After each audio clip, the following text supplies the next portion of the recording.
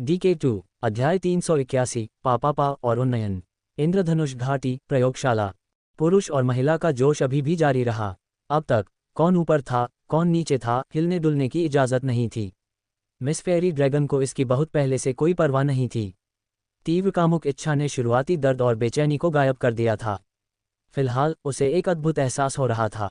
खैर, ईमानदारी से कहूँ तो यह एक सुखद अनुभूति होनी चाहिए। चेन रुई की शारीरिक बनावट कुछ हद तक ड्रैगन जैसी थी। अगर वह कोई और औरत होती तो एथेना भी पहली बार इतनी लंबी लड़ाई नहीं लड़ पाती। साइलेंट नाइट वेटलैंड में महारानी के साथ उनका पहला संघर्ष एक लंबी लड़ाई थी, क्योंकि निर्वाण शक्ति द्वारा उनकी वासना दबा दी गई थी। हालांकि जोला एक ड्रैगन थी, उसमें लगातार लड़ने की क्षमता थी जो आम राक्षसों से कहीं बेहतर थी। इसके अलावा परी ड्रैगन का शरीर भी कुछ खास था।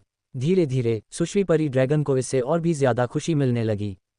रूनों की शक्ति अंततः फीकी पड़ने लगी। जोला का मन, जो वासना से अंधा हो गया था, भी होश में आ गया। हालांकि भले ही उसका मन थोड़ा जागृत था, आत्मा और शरीर की खुशी ने उसे खुद को निकालने में सक्षम नहीं होने की अभूतपूर्व भावना दी। चेन रुई अभी भी उसमें डूबा हुआ था। वह खुशी खुशी सबसे तीव्र क्रिया कर रहा था। जब लगातार सुखों से उसकी नसें तरोताज़ा हो रही थीं, तो उसने अपने अधीन सुश्री परी ड्रैगन को भी चरमोत्कर्ष की लहरें दीं। लेकिन उसकी वर्तमान अनुभूति न केवल सबसे आदिम सुख थी, बल्कि सचमुच एक अजीब अनुभूति थी। उसकी चेतना का आधा हिस्सा परी ड्रैगन के साथ भावुक टकराव में डूबा हुआ था, जबकि दूसरा आधा हिस्सा अनियंत्रित रूप से सुपर सिस्टम में एकीकृत था। महामंडल में किसी समय पूरी आकाशगंगाएं एक विचित्र आवरण से ढकी हुई थीं। ये ब्रह्मांड में एक अनजान धुंध की तरह था। उनमें से एक नीले ग्रह से एक अजीब सी हल्की रोशनी निकल रही थी। हालांकि यह रोशनी उसमें मौजूद सूर्य जितनी तेज और चमकदार नहीं थी, फिर भी उसमें एक अलग ही तरह की भव्यता और आकर्षण था, मानो वह किसी चीज को जन्म दे रहा हो। बहुत देर बाद वह शानदार रोशनी और भी तेज हो गई। पूरे सौरमंडल का कोहरा धीरे धीरे कम होता गया, मानो कोई विशेष ऊर्जा केंद्रित हो गई हो। दरअसल चेन रुई का शरीर और भावनाएं चरम सीमा पर पहुंच चुके थे। उसकी हरकतें अभूतपूर्व तेजी से बढ़ रही थीं। हालांकि परी ड्रैगन लगभग होश में आ गई थी, फिर भी वह तीव्र आनंद में उसकी गर्दन पकड़े हुए बेकाबू और जोर से कराह रही थी। धुंध पूरी तरह से गायब हो गई। नीले ग्रह पर अचानक रोशनी चमक उठी और सौरमंडल के लगभग हर कोने तक फैल गई। एक पल में सूरज की तपती चमक भी ढक गई। उसी समय चेन रुई की सारी इच्छाएं पूरी तरह से शांत हो चुकी थीं। उसका मन अपनी अर्ध जागृत अवस्था से पूरी तरह उबर चुका था। कई बार चरमसुख का अनुभव करने के बाद जोला ने सदमे की आखिरी लहर झेली और जमीन पर धीरे से गिर पड़ी। उसकी बर्फ जैसी सफ़ेद त्वचा लाल निशानों से ढकी हुई थी। चरम उत्तेजना के बाद उसका चेहरा लाल हो गया था। उसने चेन रुई को अपने ऊपर दबा रहने दिया। उसे लगा कि उसमें उंगली हिलाने की भी ताकत नहीं बची है। चेन रुई और जोला के बीच भीषण युद्ध की तीव्रता और समय दानव लोक के किसी भी बलवान राक्षस को पराजित करने के लिए पर्याप्त था। हालांकि जोला का शरीर ड्रैगन जैसा था, फिर भी यह उसका पहला युद्ध था। इसके अलावा उस पुरुष की शक्ति भी बहुत प्रबल थी। ड्रैगन जैसी शारीरिक बनावट के अलावा सूक्ष्म रूप का सहन शक्ति बहाल करने का छलपूर्ण गुण भी था। सुश्री जोला भी इसे सहन नहीं कर सकीं। अजीब बात यह थी कि जाहिर है वे दोनों इतने लंबे समय से एक दूसरे से लिपटे हुए थे। चेन रुई को तो इतना थक जाना चाहिए था कि उसकी सारी ताकत भी खत्म हो गई हो। हालांकि उसे ऐसा लग रहा था जैसे उसका शरीर एक नई और शक्तिशाली शक्ति से भर गया हो। उसके पूरे व्यक्तित्व में मानो किसी तरह का गुणात्मक परिवर्तन हो रहा हो। वह ऊर्जा से भरपूर लग रहा था। अधिक राउंड होना ठीक रहेगा। चेन रुई जानता था कि यह अभी अभी हुई उस भावुकता से जुड़ा होगा, लेकिन उसके पास सुपर सिस्टम और नई अर्जित शक्ति का अध्ययन करने का समय नहीं था।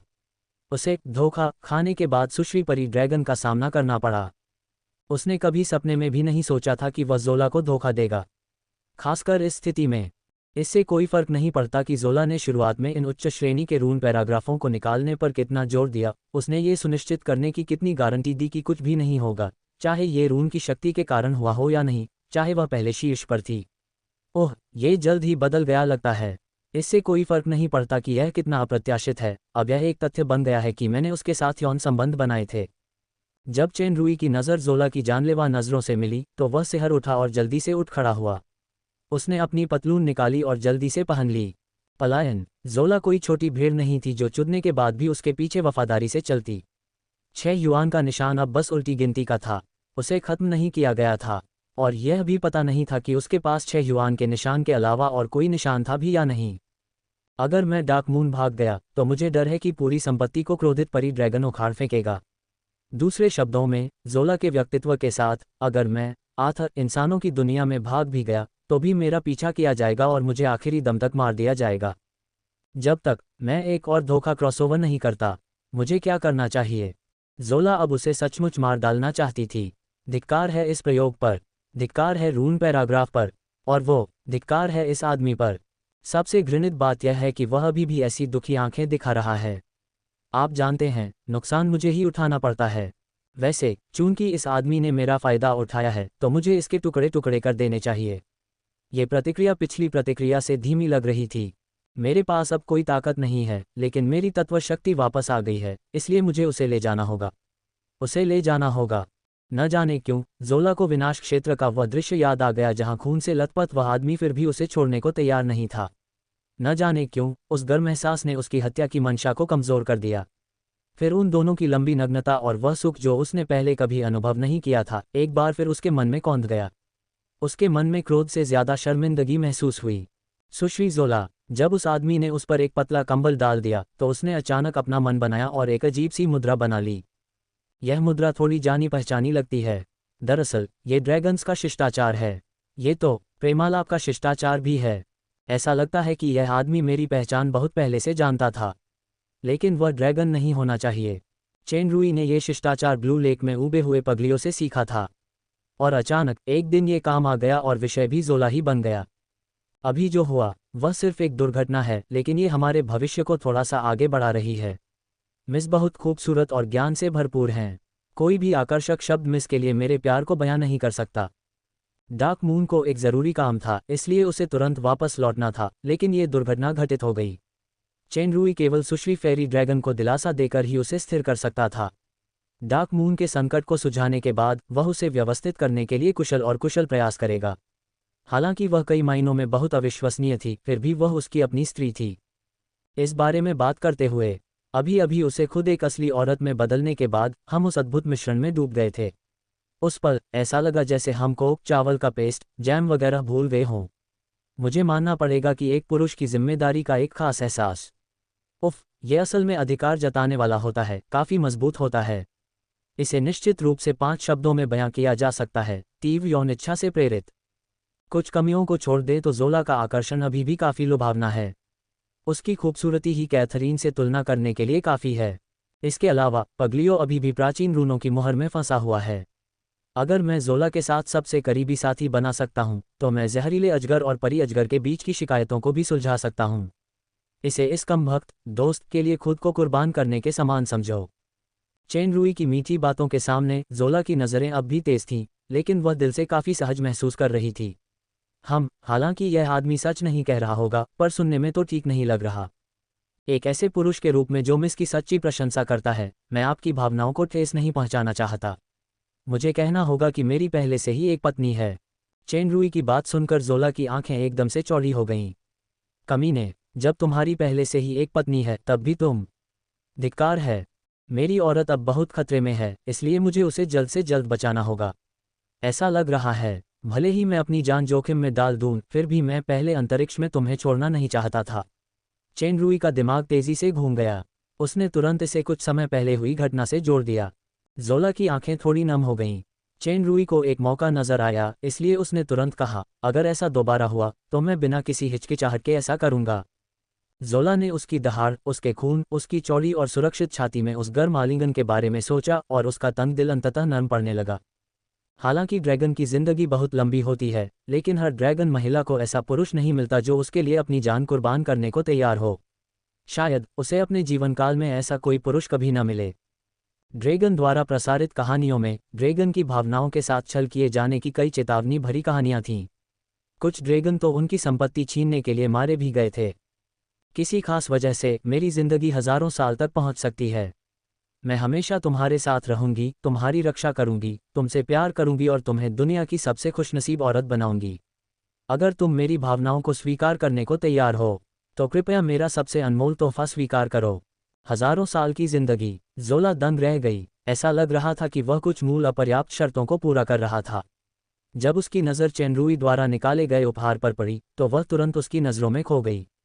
ये प्राचीन रून स्लैब के आखिरी 4 ब्लॉक थे जो उसने खो दिए थे। पता चला ये धूर्त मुझे धोखा दे रहा है। ये पत्थर की पटियाएं भी उसी के हाथ में हैं। इन 4 पत्थर की शिलाओं के साथ प्राचीन रूनों के मूल युआन रून चिन्ह पूरे हो गए हैं। कई रून पैराग्राफ जो मुझे पहले समझ नहीं आए थे वे अब सुलझ सकते हैं। भविष्य के शोध के लिए इसका बहुत महत्व है। सवाल यह है कि ये पत्थर की पट्टियां कहाँ से आईं। चेन रुई को उसकी शंकाएं समझ आ गईं। मैंने क्रिस्टल ड्रैगन जेकब से ये पत्थर की पट्टियां कुछ तरकीबों से चुराई थीं। मेरे एक दोस्त ने उसे बुरी तरह घायल कर दिया था, यहाँ तक कि उसके ड्रैगन के शल्क भी मेरे हाथ लग गए थे। अब जब मुझे पता चल गया है कि वह तुम्हारा दुश्मन है, तो भविष्य में अगर मौका मिला तो मैं उसे मारने में तुम्हारी मदद जरूर करूंगा। जोला ने चेन रुई को पारदर्शी ड्रैगन के शल्कों के कुछ टुकड़े निकालते देखा। एक नज़र में ही उसने पहचान लिया कि ये उसके दुश्मन जेकब के शल्क हैं। शल्कों की स्थिति और नुकसान की गंभीरता को देखते हुए जेकब को जरूर बहुत नुकसान हुआ होगा। सुश्री जोला, मैं आपसे ईमानदारी से अनुरोध करता हूं कि आप मेरा उपहार स्वीकार करें और मेरी पत्नी बने। ठीक है। हालांकि ड्रैगन्स की धन दौलत की चाहत अकल्पनीय थी, लेकिन इस तरह के प्रेम प्रसंग शिष्टाचार उपहार को यूं ही स्वीकार नहीं किया जा सकता था। एक बार स्वीकार कर लेने का मतलब था दूसरे पक्ष को स्वीकार करना। जब चेन रुई ने देखा कि वह बोल नहीं रही है तो उसे पता चल गया कि उसमें बोलने की कोई ऊर्जा नहीं है। यदि आप तैयार हैं तो कृपया पलकें झपकाएं। जोला ने बिना पलक झपकाए अपनी बैंगनी आंखों से उसे घूरा। ये मूल रूप से मेरी चीजें हैं। इन्हें प्रस्ताव उपहार नहीं माना जा सकता। आप कोई और अंगूठी क्यों नहीं बदल लेते? उदाहरण के लिए रत्नजड़ित अंगूठी। अवचेतन रूप से जोला पहले से ही एक ऐसे व्यक्ति की भूमिका निभा चुकी थी जिसके साथ प्रेम प्रसंग किया जा रहा था। चेन रुई को मन पढ़ना नहीं आता था। वह एक औरत के विरोधाभासी मनोविज्ञान को कैसे समझ सकता था? जब उसने पलक तक नहीं झपकाई तो उसे थोड़ी बेचैनी हुई। इस काली दिल वाली औरत की दुर्लभ कोमलता का फायदा उठाकर अगर मैं ये काम करने का मौका नहीं भुना पाया तो मुझे अपनी जान बचाने के लिए भागने के लिए तैयार रहना होगा। चेन रुई ने अपना मन बदल लिया और अपना तरीका बदल दिया। जोला, अगर आप तैयार नहीं हैं तो कृपया पलकें झपकाएं। जोला, ये पहली बार था जब सुश्री फेरी ड्रैगन ने उसे विनम्र उपाधि हटाते सुना। उसके दिल में एक अजीब सी मीठी सी अनुभूति हुई। चेन रुई के चिंतित चेहरे को देखकर कहीं वह मना न कर दे, उसने आखिरकार पलकें झपकाने की इच्छा को रोक लिया। वह बस उसे उदासीनता से देखती रही। मैं इतने सालों से अकेली हूँ। मुझे अभी अभी एक ऐसा आदमी मिला है जो मेरी ज़रूरतों को पूरा नहीं कर पाता। मुझे बस इसी से काम चलाना चाहिए। चेन रुई ने आखिरकार राहत की सांस ली जब उसने देखा कि उसने पलकें नहीं झपकाईं। उसे याद आया कि पगलियो कह रहा था कि शिष्टाचार निभाने में कामयाब होने के बाद उसे उस औरत को चूमना होगा। चेन रुई हिम्मत करके जोला के पास गई। जोला जानता था कि वह क्या करने वाला है। अचानक वह घबरा गई।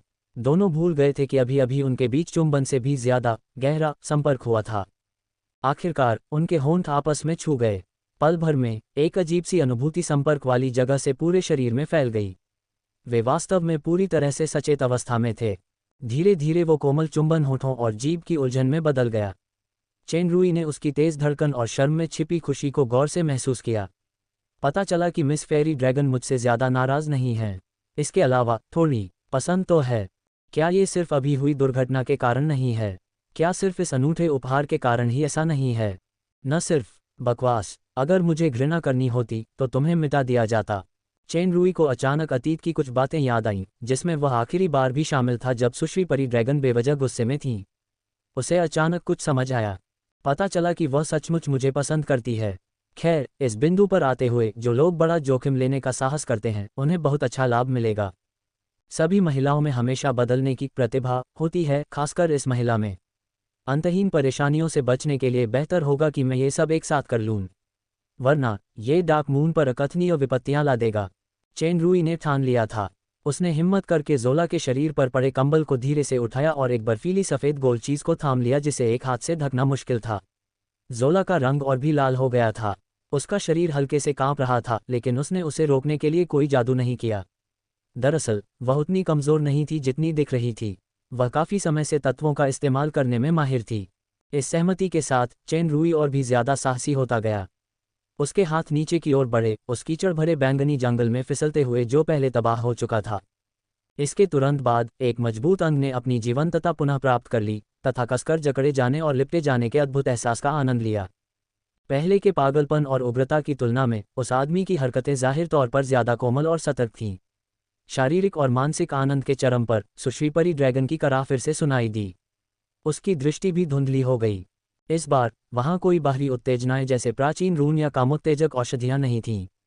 वहां केवल वे पुरुष और महिलाएं थीं जिन्होंने आपसी सहमति से अपने मन और शरीर को सचमुच एक कर लिया था। चेन रुई ने सचमुच कड़ी मेहनत की। उसे महान भलाई के लिए खुद को बलिदान करना पड़ा। पिछली लंबी गहन लड़ाई की तुलना में जोला के साथ चेन रुई का रुका हुआ समय इस बार काफी कम था। हालांकि यह एहसास किसी भी तरह से पहले की अवचेतन अवस्था से तुलनीय नहीं था। जोला अब चेन रुई को अलग नज़र से देख रही थी।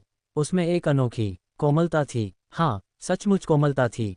रेनबो वैली, जो कभी नरक जैसी थी, अब एक सौम्य घर बन गई थी। यदि यह सामान्य दिन होते तो चेन रुई निश्चित रूप से उसके साथ रहती, लेकिन डार्क मून की स्थिति अब जरूरी थी, इसलिए चेन रुई यहाँ नहीं रह सकती थी। माफ करना जोला, कम से कम 1 महीने के लिए, ज्यादा से ज्यादा 3 महीने के लिए। मैं जरूर वापस आऊंगा। तब तक मैं तुम्हें बहुत सी बातें विस्तार से बता दूंगा। तुम मेरे वापस आने का इंतजार करो, ठीक है? जोला में सचमुच सिर हिलाने की भी ताकत नहीं थी, लेकिन चेन रुई ने उसकी आंखों से जवाब तेजी से पढ़ लिया। उसने संतुष्टि से सिर हिलाया, उसके माथे पर चुंबन किया, उसे बिस्तर पर ले गया और उसे रजाई उड़ा दी। फिर वह रेनबो वैली से चला गया। यह शापित आदमी सचमुच चला गया, लेकिन मेरा दिल शांत है, जैसे कि मुझे कुछ ऐसा मिल गया है जो मुझे सहारा देता है। ये थोड़ा अजीब है। ऐसा लगता है कि तत्वों के साथ संचार अधिक परिष्कृत हो गया है। क्या ऐसा हो सकता है कि इस तरह की चीजें करने से मेरी ताकत बढ़ जाएगी? ऐसा लगता है कि मुझे इस पर ठीक से शोध करने की आवश्यकता है। इसके अलावा वे पत्थर की शिलाएं आखिरकार मुझे मिल गईं। अरे नहीं, इनके बारे में बाद में सोचेंगे। मैं अब थक गया हूँ, मैं बस सोना चाहता हूँ। 1 महीना, तुम्हें मुझसे झूठ नहीं बोलना चाहिए, अन्यथा मैं तुम्हें पकड़ लूंगा, भले ही मुझे तुम्हें मृत सागर के अंत तक ढूंढना पड़े। चेन रुई ने इंद्रधनुष घाटी छोड़ दी। उस नई अर्जित शक्तिशाली शक्ति के प्रभाव में वह थका हुआ नहीं, बल्कि ऊर्जा से भरपूर था। दरअसल अभी उसका मूल इरादा जोला को सौम्य उपायों से स्थिर करना था। वरना अगर यह अविश्वसनीय ड्रैगन लेडी भड़क जाती तो शायद पूरा डार्क मून ही पलट जाता। यहाँ तक कि पृथ्वी तत्व राजा और पगलियों भी अंततः दफन हो जाते। मौजूदा हालात के आधार पर यह सुंदर भेड़िया रणनीति सुंदर आदमी रणनीति फिर भी कामयाब रही। कोई आश्चर्य नहीं कि सर फ्रॉइड दो की एक प्रसिद्ध टिप्पणी थी, यौन इच्छा सभी मानव उपलब्धियों का स्रोत है। लेकिन मुझे ये भी याद है कि बाद में सर की मृत्यु मुंह के कैंसर से हो गई थी।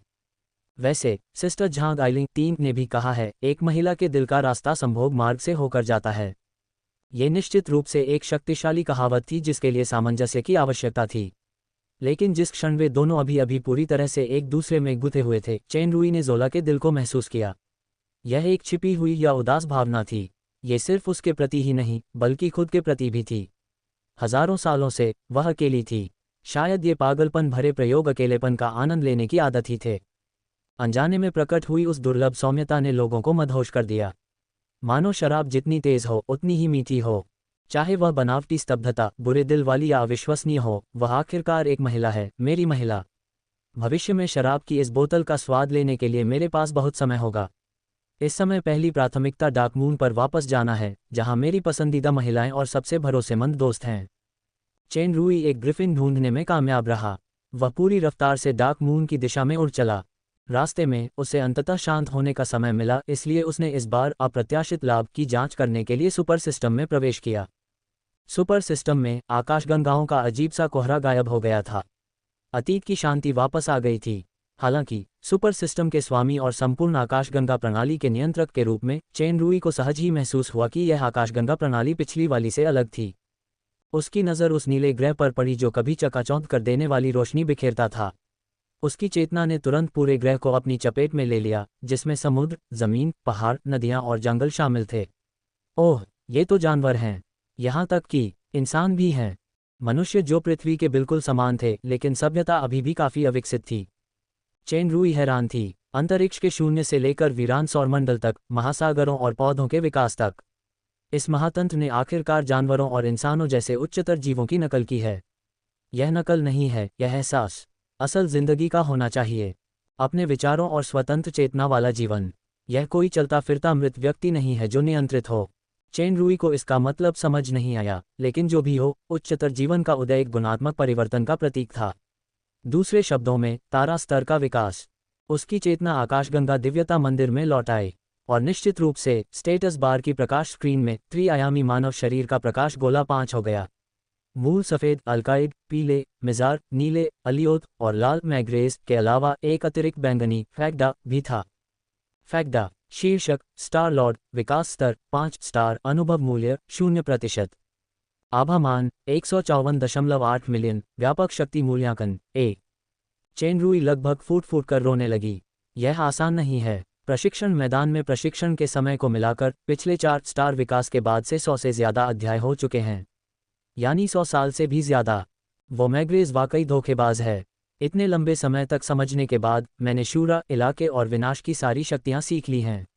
आखिरकार संभोग करते हुए मुझे एक सफलता मिली। मैं आखिरकार एक ही झटके में 5 स्टार विकास तक पहुँच गया। बहरहाल ये बड़ी उपलब्धि वाकई रोमांचक है। इस सफलता का कारण प्राचीन रूनों की किसी रहस्यमयी शक्ति का उद्दीपन हो सकता है। शायद यह मूल नियम की समझ के कारण था। शायद ये ज़ोला की शारीरिक बनावट के कारण था। शायद ये सेक्स के दौरान मानसिक जुड़ाव से भी जुड़ा था। खैर, अंततः मैं अपग्रेड हो गया। चेनरुई ने आदतन पहले 5 स्टार कौशल वृक्ष की जांच की। इस बार 4 और कौशल थे। दोहरा प्रशिक्षण, निष्क्रिय गुण, आत्मा और जीवन दोनों का प्रशिक्षण, मानसिक और शारीरिक प्रशिक्षण, प्रभाव बोनस, कौशल शक्ति बोनस, बोनस प्रभाव क्षेत्र के समानुपाती था। एक और बात यह थी कि कुछ निश्चित समय पर विशेष प्रभाव भी होंगे। पहली नज़र में ये दोहरी ट्रेनिंग डोंग शुवानजी और द इंपीरियल गल्फ 4 जैसे बेहद घटिया सेक्स कौशल जैसा लग रहा था। ये चीन के ताओवाद के निदान प्रशिक्षण में आत्मा और जीवन के दोहरे प्रशिक्षण की विधि जैसा ही निकला। सामान्य तौर पर शक्ति अपने चरम के जितना करीब होती है, उसे निखारना उतना ही कठिन होता है। ये सुविधा प्रशिक्षण प्रभाव को तेज कर सकती थी और कौशल की शक्ति को बढ़ा सकती थी। ये वाकई एक बहुत ही शानदार सुविधा थी। स्टार डायवर्जेंट सक्रिय कौशल प्रतिद्वंद्वी के सभी आक्रमण कौशलों को पुनर्निर्देशित करता है। इसकी अवधि 10 सेकंड थी और इसका उपयोग प्रति घंटे एक बार तक सीमित था। प्रत्येक उपयोग में 1000 आभा की खपत होती थी। इस कौशल ने लोगों को जिन योंग 5 के मार्शल आर्ट उपन्यासों में मुरोंग परिवार के अनोखे कौशल स्टार शिफ्टिंग की याद दिला दी। हालांकि स्टार शिफ्टिंग ने ताकत का लाभ उठाया और हमले की शक्ति को वापस प्रतिद्वंद्वी पर स्थानांतरित कर दिया। स्टार डायवर्जन का प्रभाव गु लॉन्ग 6 द्वारा लिखित गुप्त रूप से एक को दूसरे के स्थान पर प्रतिस्थापित करना के करीब था। हालांकि केवल 10 सेकंड के लिए, कुछ बड़े चालों के लिए निश्चित रूप से एक अप्रत्याशित चमत्कारी प्रभाव था। उड़ान सक्रिय कौशल, उड़ान कौशल, हवा में गति और गति को स्वतंत्र रूप से बदलने में सक्षम। प्रति मिनट 10 अंक आभा। इसमें अभी भी एक सोनिक बूम स्टंट था। तुरंत तेज गति से उड़ने में सक्षम। लागत 3000 आभा। प्रति घंटे 2 बार तक सीमित। रॉयल स्टार ट्रांसफॉर्मेशन सक्रिय कौशल, समय सीमा के साथ शक्तिशाली लड़ाकू रूप परिवर्तन। विशिष्ट रूप अज्ञात था। 100,000 आभा और 1000 विश्वास क्रिस्टल की खपत की आवश्यकता है। रूपांतरण विशिष्ट रूप अज्ञात है। क्या यह अल्ट्रामैन हो सकता है? परिचय से देखते हुए ये 5 स्टार लॉर्ड का सबसे शक्तिशाली युद्ध कौशल होना चाहिए। चेनरुई ने देखा कि आभा उपभोग मूल्य के अलावा एक विश्वास क्रिस्टल भी था। उसे अचानक याद आया, ज़ोला ने एक बार कहा था कि ईश्वरीय शक्ति का क्षेत्र दानव अधिपति और दानव सम्राट के क्षेत्र से अलग होता है। ये केवल दृश्य निर्माण के लिए संसार की प्राकृतिक शक्ति का उपयोग नहीं है, बल्कि जीवन का अस्तित्व है। इसे ईश्वर का राज्य कहते हैं। दानव लोक और मानव जगत के विश्वासियों की भक्ति शक्ति की तुलना में परमेश्वर के राज्य में विश्वास शक्ति ही ईश्वर की शक्ति का सबसे आधारभूत स्रोत है। अन्यथा बाहरी जगत में भक्ति शक्ति के नष्ट हो जाने पर क्या ईश्वर अपनी शक्ति खोकर नश्वर नहीं हो जाते? विश्वास क्रिस्टल, इसका संबंध विश्वास शक्ति से होना चाहिए। तो फिर इस सिद्धांत के अनुसार क्या ग्रह, जीवन, पूरा सुपर सिस्टम ही ईश्वर का राज्य नहीं है? तो फिर मैं ईश्वर के राज्य का ईश्वर हूँ। चेनरुई ने फिर अपना सिर हिलाया।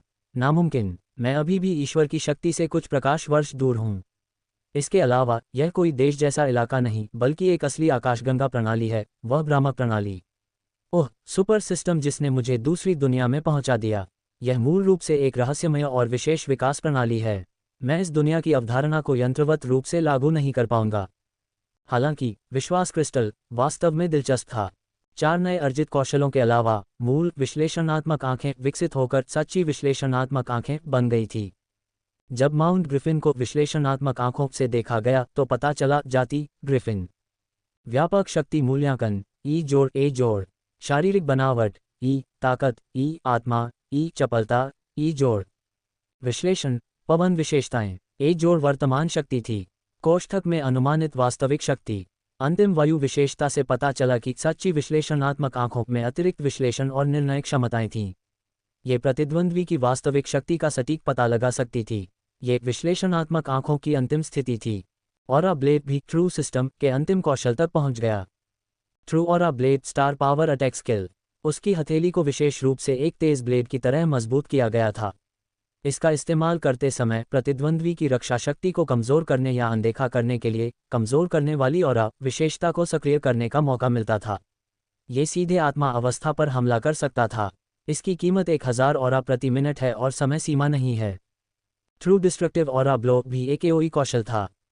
30 मीटर के दायरे में आने वाले सभी शत्रु जीवों को तेज गति वाली तलवार क्यूई से तुरंत काट दिया जाता था। इसके लिए 1000 ऑरा की आवश्यकता होती थी। किसी लक्ष्य को बाहर करने का विकल्प चुना जा सकता था। ये प्रति घंटे केवल एक बार ही किया जा सकता था। सच्चा आभा ब्लेड जो रक्षा को नज़रअंदाज कर सकता था, आत्मा या मानसिक रूप के लिए भी घातक था। इसके अलावा समय सीमा हटा दी गई थी। साथ में आने वाले विनाशकारी आभा प्रहार को भी उन्नत किया गया था और समूह हमलों की सीमा काफ़ी बढ़ा दी गई थी। इसके अलावा वह उस लक्ष्य को भी चुन सकता था जिसे वह नुकसान नहीं पहुंचाना चाहता था। ये काफ़ी बुद्धिमानी भरा था। विकसित हुए 2 परम कौशलों के अलावा कुछ अन्य कौशलों को भी उन्नत और समायोजित किया गया था। स्टार गेट के स्टार पॉइंट को बढ़ाकर 2 कर दिया गया था। स्टार पॉइंट का प्रभावी समय बढ़ाकर 3 महीने कर दिया गया था। स्कॉर्चिंग ड्रैगन पोजीशन लॉन्च करने के बाद रिकवरी का समय घटकर 6 घंटे रह गया। इसके अलावा कूलिंग पीरियड के दौरान भी कौशल का इस्तेमाल किया जा सकता था। ये पिछले प्रतिबंधों से कहीं बेहतर था। हालांकि Galaxy territory true Galaxy territory में विकसित नहीं हुआ, लेकिन खुद को मजबूत करने और दुश्मन को कमज़ोर करने का असर 50% तक बढ़ गया। यह विशेष टेरिटरी स्किल, जिसे दूसरे पक्ष के क्षेत्रीय प्रतिबंधों की परवाह किए बिना इस्तेमाल किया जा सकता था, और साथ ही स्कॉर्चिंग ड्रैगन पोजीशन उच्च शक्ति स्तरों से जूझते समय उसकी सबसे बड़ी निर्भरता थी। आकाशगंगा क्षेत्र के अलावा चेन रूई की अर्ध देवता अंतरिक्ष में शरद ऋतु क्षेत्र की अपनी समझ भी पूर्ण अवस्था में पहुंच गई थी। इसकी शक्ति पहले से बिल्कुल अलग थी। ब्रोक के साथ लड़ाई के दौरान इसाबेला को ठीक करने और मजबूत करने के लिए निर्वाण के उपयोग से प्रेरित होकर उन्हें बफिंग क्षेत्र को समझने का एक दृष्टिकोण भी मिला, लेकिन उस समय बहुत कम था, इसलिए ये सिर्फ एक दृष्टिकोण था। मैग्रेज से फैक्डा में अपग्रेड होने के बाद कौशल द्वारा आभा की खपत पहले की तुलना में 10 गुना या उससे भी ज़्यादा बढ़ गई थी।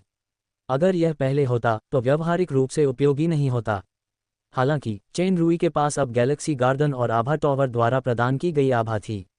उसका आभा मान करोड़ों में पहुंच गया था, और इसमें वह 100 मिलियन आभा शामिल नहीं थी जो पिछले 5 स्टार विकास में खर्च हुई थी। ये कौशल खपत निश्चित रूप से कोई समस्या नहीं थी। आभा रूपांतरण का इस्तेमाल अक्सर दूसरे चमत्कारी प्रभावों के लिए किया जाता था। उदाहरण के लिए जेल 13 की बेड़ियों को परिवर्तित करके गायब कर देना, जो दानव अधिपतियों को कैद करने में सक्षम थीं। चेन रूई ने कौशल वृक्ष छोड़ दिया। उसकी चेतना इमारत की प्रकाश स्क्रीन में प्रवेश कर गई, और निश्चित रूप से एक नया मीनार के आकार का मॉडल जुड़ गया। विश्वास का टॉवर। सक्रियण स्थिति 10,000 आभा। कार्य जीवों की भक्ति और विश्वास को एकत्रित करके उन्हें विश्वास के क्रिस्टल में परिवर्तित करें। जब किसी क्षेत्र में विश्वास की शक्ति आवश्यकताओं को पूरा करती है तो स्वतः ही एक विश्वास स्तंभ का निर्माण हो जाता है। विश्वास का मूल्य 2 गुना हो जाता है। चेन रूई ने बिना सोचे समझे तुरंत निर्माण की पुष्टि कर दी। गैलेक्सी डिविनिटी टेम्पल में एक विशाल मीनार के आकार की इमारत दिखाई दी। जब उसका ध्यान आस्था के मीनार की ओर गया तो एक संकेत प्रकट हुआ। टावर ऑफ फेथ वर्तमान में प्रतिदिन स्वचालित रूप से एक फेथ क्रिस्टल उत्पन्न करता है। विश्वास के स्तर में वृद्धि के साथ इसकी मात्रा बढ़ सकती है। वर्तमान फेथ पावर 0। वर्तमान फेथ क्रिस्टल 0। एक फेथ पावर को एक क्रिस्टल में बदला जा सकता है। विश्वास का स्रोत प्रवेश नहीं किया गया। विश्वास क्रिस्टल वर्तमान मात्रा 0। आस्था का स्तंभ सभी जीवों की आस्था की शक्ति को प्रभावी सीमा के भीतर केंद्रित और बढ़ा सकता है और उसे आस्था के क्रिस्टल में परिवर्तित कर सकता है। जब किसी निश्चित क्षेत्र में आस्था की शक्ति आवश्यकताओं को पूरा करती है तो इसे स्वचालित रूप से निर्मित किया जा सकता है। वर्तमान मात्रा 0। विश्वास की शक्ति को एकत्रित करने के लिए विश्वास स्तंभ की आवश्यकता थी। हालांकि इसे स्वतः ही बनाया जा सकता था, लेकिन नींव के रूप में पहला स्तंभ हमेशा मौजूद होना चाहिए। चेन रूई ने बहुत देर तक खोजबीन की, लेकिन उन्हें विश्वास स्तंभ बनाने का तरीका नहीं मिला। उन्होंने फिर से विश्वास के स्रोत की ओर ध्यान दिया। विश्वास का अर्थ है ऋषियों के विचार और सिद्धांत, देवताओं में विश्वास और आदर, भूत प्रेत, दानवों या प्राकृतिक घटनाओं का भय, और साथ ही इसे अपनी आचार संहिता मानना। विश्वास का स्रोत विश्वदृष्टि, मूल्यों और जीवन के प्रति दृष्टिकोण जैसे मानकों के समतुल्य था। विश्वास प्रदान करने वाला एक सच्चा विचारशील और सचेत मानव था, न कि एक डिजिटल चलता फिरता मृत व्यक्ति। इस समय उसके हृदय में एक आवाज़ गूंजी, हत्या, वासना, भय आदि को विश्वास के स्रोत में प्रवेश करा दो। मानव स्वभाव का अंधकार में पक्ष असीम रूप से बढ़ जाएगा। तुम्हारे पास असंख्य कट्टरपंथी होंगे, साथ ही तुम्हें विश्वास की अपार शक्ति भी प्राप्त होगी। ये शूरा है। यकीनन 5 सितारा विकास के बाद भी शूरा गायब नहीं हुआ था। यह उसे और भी लुभा रहा था। नीले ग्रह पर वर्तमान मानव सभ्यता अभी भी बेहद अविकसित थी। यह एक कोरे कागज की तरह थी। एक बार चेन रूई ने वास्तव में ऐसा कर लिया तो नीला ग्रह अंधकार और वासना से भरी परिष्कृत मन भ्रम अवस्था की एक वास्तविक दुनिया बन जाएगा। लेकिन शूरा सही था। उसे बस विश्वास के क्रिस्टल चाहिए थे। दूसरों को अच्छा करने के लिए प्रेरित करने की तुलना में बुराई को प्रेरित करना ज्यादा आसान था, क्योंकि अच्छाई के लिए ज्यादा आत्मसंयम की जरूरत होती है। अंधकार को नकारो मत। क्या तुम भी ऐसे ही नहीं हो? अपने आप को देखो। तुम सुंदरता के लोभी, कपटी और चालाक, रक्तपिपासु और निर्दयी हो। क्या तुमने अब तक जीवित रहने और वर्तमान शक्ति प्राप्त करने के लिए तथाकथित नकली अच्छाई पर भरोसा किया है? मानव स्वभाव स्वाभाविक रूप से स्वार्थी है। भले ही तुम अभी कुछ पाखंडी और बेकार दयालुता दिखाओ, एक दिन वे अपने क्रूर, निर्दयी और भ्रष्ट असली रंग दिखा देंगे। उन्हें एक सच्ची दुनिया क्यों नहीं देते? परिष्कृत मन के दौरान शूरा ने एक बार चेन रूई को मूल दुनिया के अंधकार और कुरूपता के दृश्य दिखाए। इन सब का मूल मानवीय स्वार्थ था। चेन रूई ने गंभीरता से सोचा। उसे मानना पड़ा कि शूरा की बात वाकई सही थी। चेन रूई के अपने हाथ भी खून से सने थे। कई षड्यंत्र रचे गए थे। सुंदरता के लालच की तो बात ही छोड़िए, एथेना, किया, कैथरीन, शिया और अब्जोला भी। शक्ति बढ़ने के साथ उसकी वासना भी बढ़ती गई। एक बार जब वह अपने मन पर काबू नहीं रख पाया तो वह सचमुच एक राक्षस बन सकता था। यदि मैं पहले से ही ऐसा हूं तो मुझे दूसरों के विश्वासों को प्रभावित क्यों करना चाहिए? अचानक उन्हें काल्पनिक उपन्यास लॉर्ड ऑफ द रिंग्स में the return of the king की एक क्लासिक पंक्ति याद आ गई। मोडो की अनगिनत सेना का सामना करते हुए आरागोर्न ने कहा, गोंडोर के पुत्र रोहन के मेरे भाइयों, मैं तुम्हारी आंखों में वही डर देख रहा हूं जो मेरे दिल पर छा जाता। एक दिन ऐसा भी आ सकता है जब मनुष्य का साहस जवाब दे जाए, जब हम अपने मित्रों को त्याग दें और भाईचारे के सारे बंधन तोड़ दें, लेकिन वह दिन आज नहीं है। भेड़ियों और टूटी ढालों का वह समय जब मानव युग ध्वस्त हो जाएगा, लेकिन यह आज का दिन नहीं है। आज हम लड़ेंगे। इस धरती पर जो कुछ भी तुम्हें प्रिय है उसकी कसम खाकर मैं तुम्हें खड़ा होने का आदेश देता हूं, पश्चिम के लोगों। चेन रूई ने गहरी सांस ली। एक दिन ऐसा भी आ सकता है जब मनुष्य या उनकी संतानें शक्ति और धन की पूजा करेंगी, भ्रष्ट और पतित होंगी, लेकिन वह दिन आज नहीं है। शायद एक दिन लोग कुछ परिस्थितियों और प्रभावों के कारण प्रेम और नैतिकता को चकनाचूर करते हुए अधिक से अधिक निर्दयी हो जाएंगे, लेकिन यह आज का दिन नहीं है। कुछ चीजें ऐसी होती हैं जो एक महान व्यक्ति करता है और कुछ ऐसी होती हैं जो वह कभी नहीं करेगा। चाहे वास्तविकता कितनी भी कठोर क्यों न हो, लोगों के दिलों में हमेशा कुछ न कुछ दृढ़ रहना चाहिए। इस प्रकार की दृढ़ता से निराशा से भरे अंधकार में भी प्रकाश की ओर देखा जा सकता है। यदि ऐसी दृढ़ता न हो तो धूप में भी आंखों में धुंध ही रहेगी। मानव स्वभाव स्वार्थी है, हालांकि हम स्वार्थ को मानव स्वभाव पर हावी नहीं होने दे सकते। अंधेरे पक्ष को नकारा नहीं जा सकता और प्रकाश पक्ष को भी।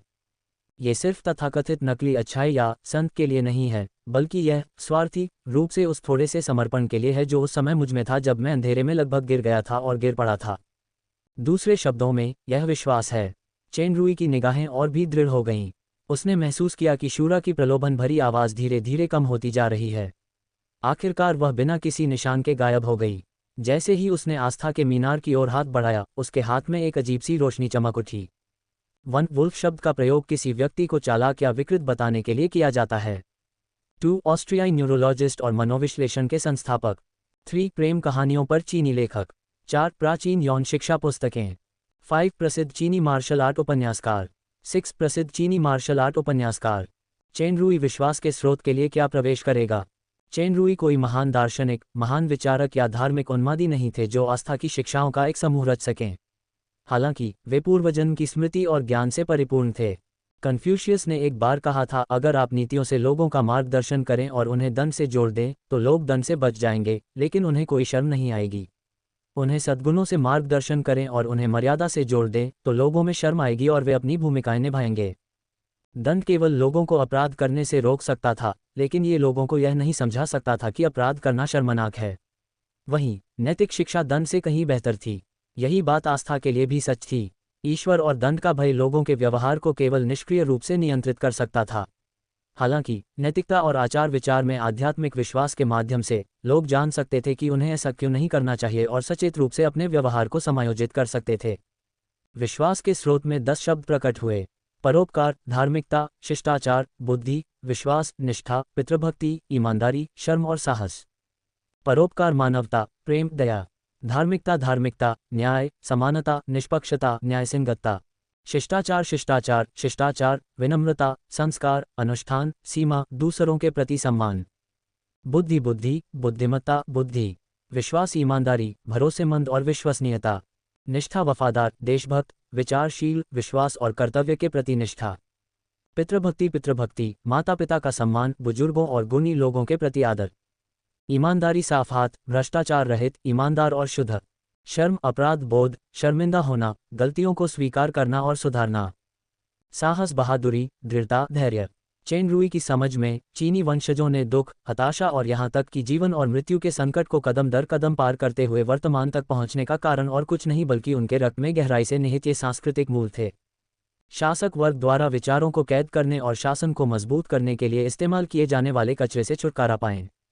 कन्फ्यूशियस का असली सार, जैसा कि नाम से ही जाहिर है, मानवीय ज़रूरतें थी। 1. मानव प्रकृति को क्या चाहिए था? शायद हर किसी के दिल में इस तरह की दुनिया और विश्वास था, लेकिन वास्तविकता में किए गए विकल्प अलग थे। चेन रुई का ज्ञान सीमित था। वह एक साधारण व्यक्ति था, कोई आदर्श संत नहीं। उसे नहीं पता था कि यह चुनाव सही था या गलत। उसे ये भी नहीं पता था कि भविष्य में ये कैसा होगा। उन्हें एक तथाकथित आदर्श राज्य की स्थापना की उम्मीद नहीं थी। इन मनुष्यों की स्वतंत्र चेतना थी। इसके अलावा जहाँ भी लोग होंगे वहाँ विवाद होंगे। भविष्य में ऐसे आस्तिक होंगे जो हत्या और वासना में विश्वास करते हैं। कुछ चीजें टाली नहीं जा सकती। प्रकाश हमेशा अंधकार के साथ सह अस्तित्व में रहा है। सब कुछ अपनी इच्छानुसार पाना असंभव था, लेकिन बस एक स्पष्ट अंतःकरण होना चाहिए था। इन 10 पात्रों के आस्था के स्रोत में प्रवेश करने के बाद उनसे एक अजीब सी रोशनी निकलने लगी। आस्था के मीनार पर 10 तरह के अजीबोगरीब टोटेम और प्रतीक प्रकट हुए, जिनसे एक अजीब सी रोशनी निकल रही थी। नीले ग्रह पर एक अजीब सा टोटेम पोल दिखाई दिया। कई लोग घुटने टेककर प्रार्थना करने लगे। विश्वास के स्तंभ पर विश्वास की शक्ति बदलने लगी। 1, 2, 10, 20। कुछ लोगों को सिर्फ एक शब्द पर विश्वास था, कुछ को 2 शब्दों पर। इसी तरह गैलेक्सी डिविनिटी मंदिर, टॉवर ऑफ फेथ का कुलदेवता भी चमक रहा था। जब संचय एक निश्चित स्तर तक पहुंच जाता तो टॉवर ऑफ फेथ ग्रह पर स्थित विश्वास के स्तंभ को एक निश्चित मात्रा में शक्ति वापस देता। शायद इसे चमत्कार कहा जा सकता है। रॉयल स्टार चेंज के लिए 100,000 आभा और 1000 आस्था क्रिस्टल की आवश्यकता थी। इस खपत को देखते हुए यह एक अभूतपूर्व शक्तिशाली कदम होना चाहिए था, लेकिन वर्तमान प्रगति को देखते हुए शायद वह इस समय इसका परीक्षण नहीं कर सकता था। चेन रुई ने आस्था का स्तंभ स्थापित करने के बाद वह पहले से ही डार्क मून की सीमा के पास था। सावधानी बरतने के लिए वह ग्रिफिन से उतर गया और चलने लगा। डार्क मून के उत्तरी भाग में टाउन डिको से गुजरते हुए चेन रुई ने पाया कि यह जगह पूरी तरह से रेड स्पिरिट सेना के कब्जे में थी। बैरक के वितरण और अनुमान से वहां लगभग 80,000-90,000 लोग थे। ऐसा लग रहा था कि यह रेड स्पिरिट की मुख्य सेना का स्थान था। इस बार ब्लू लावा एस्टेट ने रेड स्पिरिट एस्टेट से कम सैनिक नहीं भेजे। विभिन्न प्रतिबंधों के कारण डार्क मून की सैन्य शक्ति आर्थिक विकास की तुलना में बहुत धीमी थी। सुधार और विस्तार के बाद गैरिसन गार्ड और शाही गार्ड की कुल संख्या 40,000 से भी कम थी। वे पूरी तरह से वंचित थे। चेन रुई को यह नहीं पता था कि टिम के वेस्ट रोड रक्षा बल वेस्ट रोड रक्षा सेना बन गए थे। हालांकि सेना गठन के कम समय के कारण मुख्य बल अभी भी मूल रक्षा बल ही थे। लड़ने में सक्षम सेना बल 10,000 से भी कम था। संख्या की दृष्टि से 50,000 लोग लगभग 2 लाख शत्रुओं का सामना कर रहे थे। इसके अलावा युद्ध शक्ति की कमी स्पष्ट थी। लगभग कोई भी डार्क मून के बारे में आशावादी नहीं था। सभी का मानना था कि डार्क मून निस्संदेह हार जाएगा। कई व्यापारियों ने डार्क मून में अपने सभी निवेश और संपत्ति वापस ले ली थी। एक के बाद एक कुछ परिवारों सहित लोग डार्क मून से भाग गए।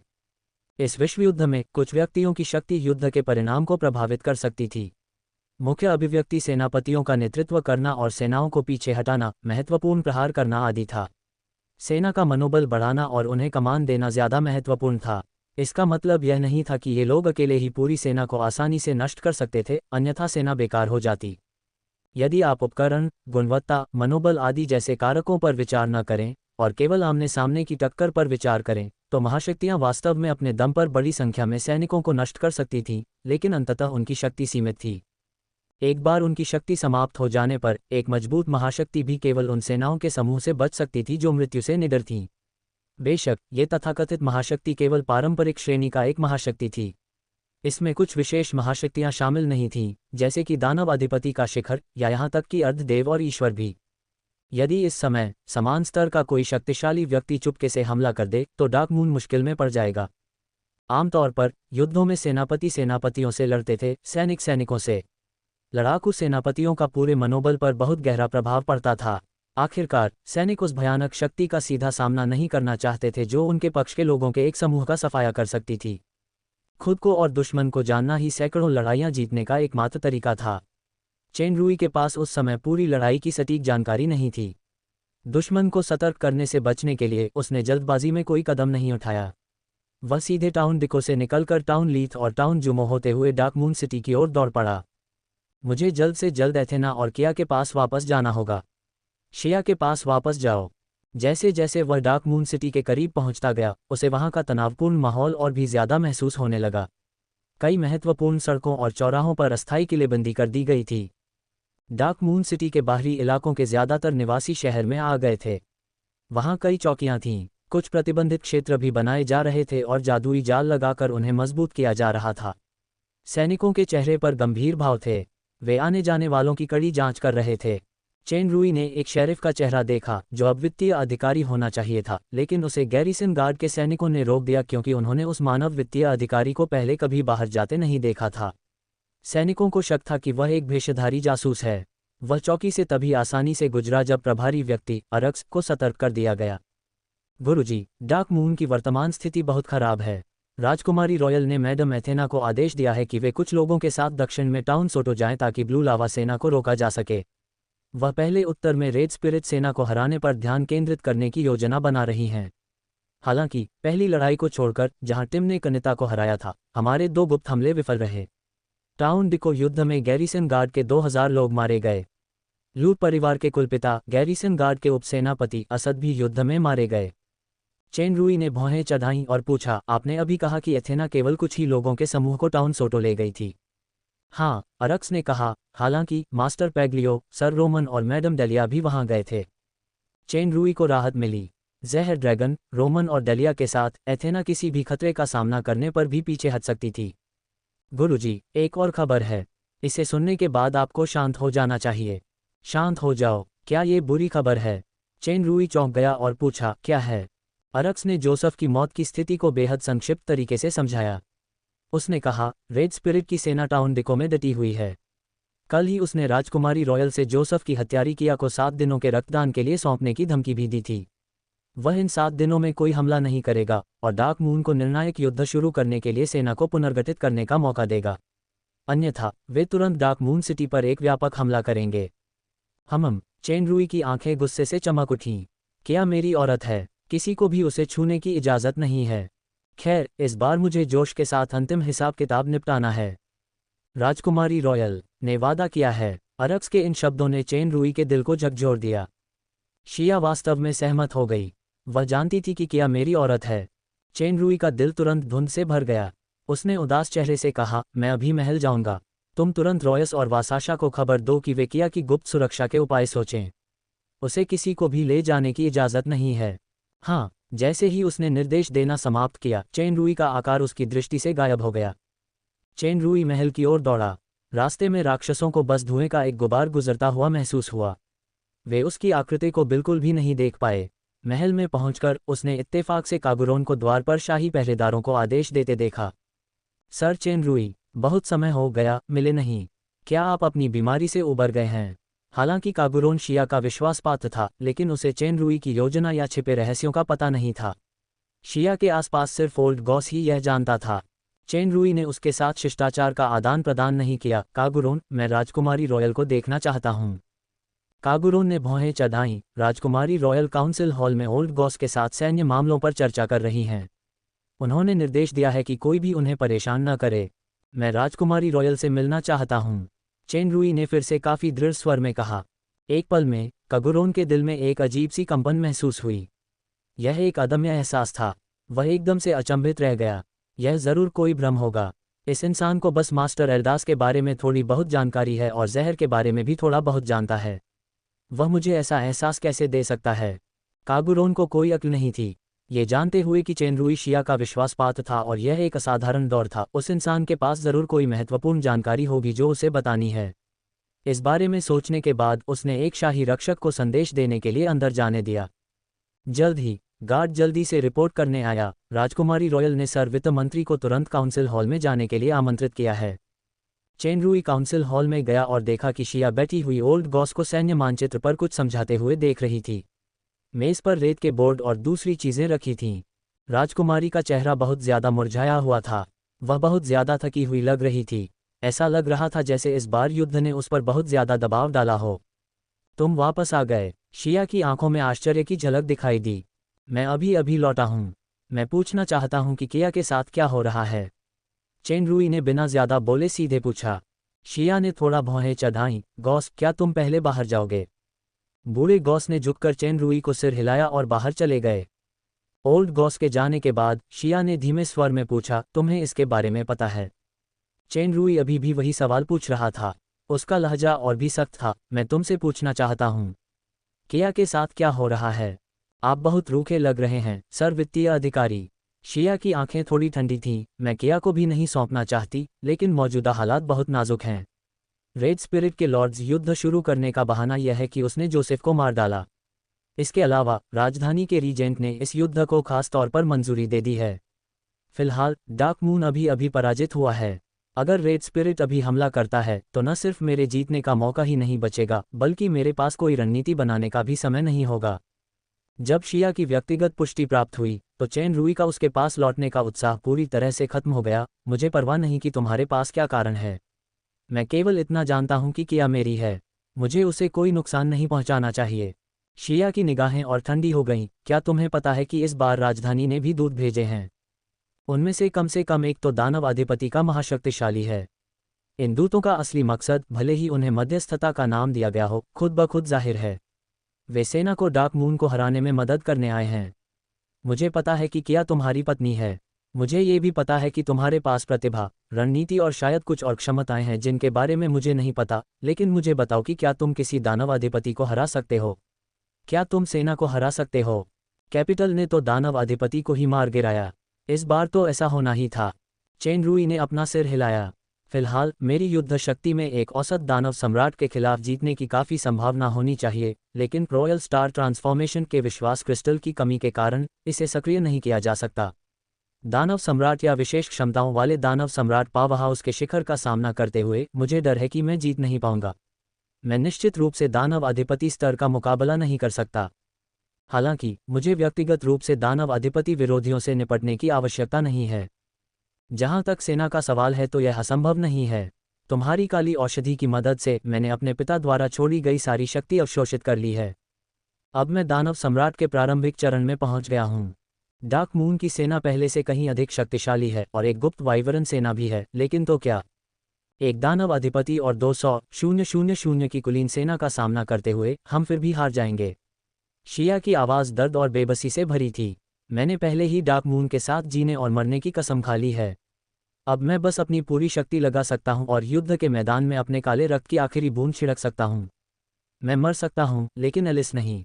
मुझे समय चाहिए, न केवल सेना का मनोबल फिर से संगठित करने के लिए, बल्कि एलिस को डार्क मून से सुरक्षित बाहर भेजने के लिए भी। इसलिए किया की बलि देनी होगी। एलिस के लिए तुम किया की बलि चढ़ा रहे हो। चेनरुई का दिल ठंडा पड़ गया। चाहे वो कोई योजना हो या कोई व्यवस्था, बात उसके गले में अटक गई। मुझे पता है वो तुम्हारी औरत है, लेकिन किया तो बस एक छोटी सी नौकरानी है। उसकी तुलना एलिस से कैसे हो सकती है? वो मेरी तुलना कैसे कर सकती है? शिया अचानक खड़ी हो गई। उसकी आवाज़ में अभूतपूर्व भावुकता थी। चेनरुई का दिल दहल गया। ये पहली बार था जब शिया ने उसके सामने अपने विचार व्यक्त किए थे। शायद उसे एहसास हो गया था कि ये आखिरी बार है। अगर उसने अभी नहीं कहा तो शायद आगे भी न कह पाए। चेनरुई, अब तुम्हारे पास दो विकल्प हैं। पहला विकल्प है कि तुम वाइवन को लेकर अस्थायी रूप से स्थापित लियोन चेकपॉइंट तक जाओ, जो कि शीलांग पर्वत की ओर है। टिम और एलिस वहां हैं। तुम उसे डार्क शैडो एम्पायर तक ले जाओ और कस्टर परिवार के पास जाओ। दूसरा विकल्प, शिया की आंखों में एक अनोखी उत्सुकता झलक रही थी, तुम अंत तक यहीं मेरे साथ रहो। शिया, मैं तुम्हें बहुत अच्छी तरह जानता हूँ, तुमसे भी बेहतर। चेन रुई उसकी आंखों में देखते हुए शांत हो गया। पहली बार वह सीधे उसका नाम पुकार रहा था। सच बताओ, तुम बस किया के मामले का इस्तेमाल करके मुझे इस खतरनाक युद्ध क्षेत्र से दूर रखने के लिए मुझे यहाँ से जाने पर मजबूर करना चाहती हो, है ना? उसका जवाब शिया की दुर्लभ हंसी थी, लेकिन ये ठंडक और तिरस्कार से भरी थी। तुमने खुद को बहुत ज्यादा आंका और तुम बहुत नादान हो। तुम मुझे कभी समझ ही नहीं पाए। हंसी धीरे धीरे बंद हो गई। उन बैंगनी आंखों का उत्साह फीका पड़ गया। राजधानी में इस बार सहित आपने बहुत कुछ अनुभव किया है। आपको तथाकथित उच्च वर्गीय सत्ता संघर्ष के बारे में बिल्कुल स्पष्ट होना चाहिए। उस भव्य कोट के नीचे कितनी क्रूरता, निर्दयता, बेशर्मी, क्षय, गंदगी और घिनौनापन छिपा है। अफसोस की बात है कि मैं भी उनमें से एक हूँ। अगर मुझमें कभी वह निरर्थक दयालुता और मूर्खता रही भी है, तो वे सब अंधेरे में नष्ट हो चुकी हैं। अगर नहीं, तो मैं, शिया, लूसीफर, इस संपत्ति का स्वामी कैसे बन सकता हूँ? तुम्हारी तरह अगर तुम मेरे लिए कोई उपयोगी नहीं होते, तो मैं तुम्हें तुरंत मार डालता। अक्सर मुझे कुछ त्याग करने पड़ते हैं। क्या तुम जानते हो कि मैं व्हाइट फेदर एस्टेट क्यों जाना चाहता हूँ? मैं बस व्हाइट फेदर एस्टेट के स्वामी के लोभ का लाभ उठाना चाहता हूँ, अस्पष्ट मोह का उपयोग करना चाहता हूँ। जरूरत पड़ने पर मैं सिर्फ किया ही नहीं, एथेना और यहाँ तक कि खुद को भी बलिदान कर सकता हूँ। मुझे अभी भी यकीन नहीं हो रहा। चेन रुई ने सिर हिलाया। मुझे आपसे एक सच्चा जवाब चाहिए। इसका हमारे भविष्य पर बहुत असर पड़ेगा। असली जवाब है। शिया का स्वर और भी ठंडा होता गया। किया को आज सुबह मैंने वश में कर लिया है। उसे अब टाउन जुमो में काबुली ने पकड़ रखा है। उसे रेड स्पिरिट आर्मी को सौंपा जाने वाला है। चेन रुई की निगाहों में अचानक ठंडक छा गई। उसने शिया को ऐसी नज़रों से घूरा जो पहले कभी इतनी ठंडी नहीं रही थी। वह मुड़ा और बिना कुछ कहे चला गया। रुको, मैं तुम्हें आदेश देता हूँ, शिया चिल्लाए। चेन रुई को अपनी पीठ पीछे एक जबरदस्त जानलेवा इरादा महसूस हुआ, लेकिन वह बिल्कुल नहीं रुका। शिया क्रोधित लग रही थी। क्या आपको लगता है कि यह तुच्छ नौकरानी वास्तव में मेरी बराबरी कर सकती है? चेन रुई की आंखें और भी ठंडी हो गईं, जैसे वह बिना कुछ बोले आगे बढ़ता जा रहा हो। उसे लगा जैसे उसके दिल की कोई अनमोल चीज अचानक टूट गई हो। रुको रुको, ठीक है, मैं सच में चाहती हूँ कि तुम मेरे साथ रहो। शिया की आवाज़ अचानक धीमी पड़ गई। क्या तुम भूल गए जब मैंने तुम्हें पहली बार मुस्कुराकर देखा था? क्या तुम भूल गए वो युगल नृत्य जो हमने चांदनी में किया था? और वो 3 शब्द? अभी अभी समझ आया। पता चला कि मैं तुम्हारे जितना करीब आता हूँ, हमारी दूरी उतनी ही बढ़ती जाती है। चेन रुई, जो दरवाजे तक पहुंच गया था, रुक गया, लेकिन उसने पीछे मुड़कर नहीं देखा। जहां तक उन 3 शब्दों की बात है, मैं उन्हें भूल गया हूं। एक बार कुछ चीजें भूल जाने पर आप उन्हें कभी याद नहीं रख पाएंगे। शुरू में उसे दिल से शिया की बहुत परवाह थी। यह कोई शुरुआती जान बचाने वाली औपचारिकता नहीं थी, बल्कि वह उसकी कभी परवाह नहीं करना चाहता था, और न ही वह फिर कभी इसकी परवाह करेगा। मुझे अब जाकर किया को बचाना होगा। फिर जनरल जॉर्ज को दिए गए वादे पर विचार करते हुए मैं इस संकट को सुलझाने में शिया की मदद करूंगा। तो फिर अब मेरे लिए डार्क मून छोड़ने का समय आ गया है। वन चीनी अक्षर, कन्फ्यूशियन, मानव और ज़रूरत अक्षरों का संयोजन है। तुम्हें केवल उस पर भरोसा करने की जरूरत थी, शिया। बूढ़े गॉस, पकड़ो उसे। शिया की आवाज़ गुस्से और तीखेपन से भरी थी। चेन रुई के सामने अचानक ही बूढ़े गॉस की आकृति प्रकट हुई, जो तेज जादुई तरंगें छोड़ रही थी। इस दृश्य ने चेन रुई के दिल को पूरी तरह से हिला दिया। उसकी आंखों में एक हल्की सी हत्या की भावना उभरी। अगर तुम मरना नहीं चाहते तो यहाँ से चले जाओ। चेन रुई की नज़रों से बूढ़ा गॉस डर गया और उसका पूरा शरीर अचानक ठंडा पड़ गया। उस पल वह कोई ताकत नहीं दिखा पा रहा था। जब उसने प्रतिक्रिया दी तो चेन रुई बिना पीछे देखे ही बाहर निकल गया था। राजकुमारी रॉयल। बूढ़ा गॉस चौंक कर शिया के पास आया। वह चला गया। अगर हम अभी जाएं तो भी समय पर पहुंच सकते हैं। शिया धीरे से बोली, जरूर। उसने अपनी औरत का साथ आखिर तक नहीं छोड़ा। कहा जा सकता है कि उसने आखिरी परीक्षा पास कर ली। हालांकि मुझे किया और एथेना से बहुत जलन हो रही है। बूढ़े गॉस ने चेन रुई द्वारा अभी अभी दिए गए एहसास का जिक्र नहीं किया, बल्कि वह बस हैरान रह गए जब उन्होंने शिया की आंखों में बेहद दुर्लभ आंसुओं की चमक देखी। उन्हें याद आया कि आखिरी बार उसने कुछ साल पहले आंसू बहाए थे जब उसके पिता, ग्रिम क्राउन प्रिंस, का निधन हुआ था। तब से कभी सौम्य रहने वाली राजकुमारी एक बेरुखी से भरी हुई राजा बन गई थी, और उसने कभी आंसू नहीं बहाए। कम से कम इस बूढ़े आदमी ने, जिसने उसे बड़ा होते देखा था, ऐसा कभी नहीं देखा था। शिया को वह समय याद आ गया जब चेन रुई डार्क मून छोड़कर चला गया था। उसने और एलिस ने एक दूसरे को अलविदा कहा था। एलिस ने एक बार उससे पूछा था कि किसी को पसंद करना कैसा लगता है। उसके दिल में जवाब था, अगर तुम किसी को पसंद करती हो तो तुम उसके साथ हमेशा खुशी से रहना चाहती हो। एलिस ने उससे फिर पूछा, किसी से प्यार करना कैसा होता है? शिया उस समय तो कुछ जवाब नहीं दे पाए, लेकिन अब उसे समझ आ गया था। किसी से प्यार करने का मतलब यही होता है कि आप उम्मीद करते हैं कि वो आपके बिना भी खुशी से रहेगा। क्या मैं मूर्ख हूँ? मैं कोई योग्य स्वामी नहीं हूँ। शिया अपने आंसुओं को बहने से नहीं रोक पाए। शायद यह उसके जीवन का आखिरी मौका था। बूढ़े गॉस की आंखों में बड़ों की दयालुता झलक रही थी। तुम और वह दोनों मूर्ख हैं। शिया ने कुछ गहरी सांसें लीं। उसके आंसू धीरे धीरे बर्फीले कणों में बदल गए और गिरने लगे। उसने धीरे से कहा, गॉस तुम भी जाओ। बूढ़े गॉस ने सिर हिलाया और आह भरी, मेरे पास जीने के लिए ज्यादा साल नहीं बचे हैं। मैंने राजकुमारी रॉयल को बड़ा होते देखा है। कृपया मेरे अपमानजनक शब्दों को माफ करें। यह मेरी अपनी बेटी को देखने जैसा है। कृपया मुझे रहने दें। मुझे अंत तक मध्यरात्रि सूर्य के वंशजों के प्रति वफादार रहने दें। शुक्रिया गॉस। शिया ने गॉस के स्वर में दृढ़ता सुनी। उसने फिर से कमर सीधी की, तो अब काले वर्षावन की वाइवन सेना सहित सभी सैनिकों को इकट्ठा करो। सभा पूरी होने के बाद हम हमले की पहल करेंगे। लाल आत्मा से मरते दम तक लड़ो। चेन रूई महल से बाहर निकला और रॉयस और वासाशा को ढूंढ निकाला। तभी उसे खबर मिली कि किया पूरी रात वापस नहीं आई। वह और भी ज्यादा चिंतित हो गया। हालांकि उसे अभी भी शिया के रवैये पर शक था, लेकिन किया की जान मौत खतरे में थी। वह जुआ नहीं खेल सकता था। किसी भी स्थिति में मुझे सबसे पहले किया को बचाने के लिए तुरंत टाउन जुमो की ओर भागना होगा। रॉयस को एक वाइवरन मिला और चेन रूई तुरंत वाइवरन पर सवार हो गया। उसे छिपने या भेष बदलने का समय नहीं मिला।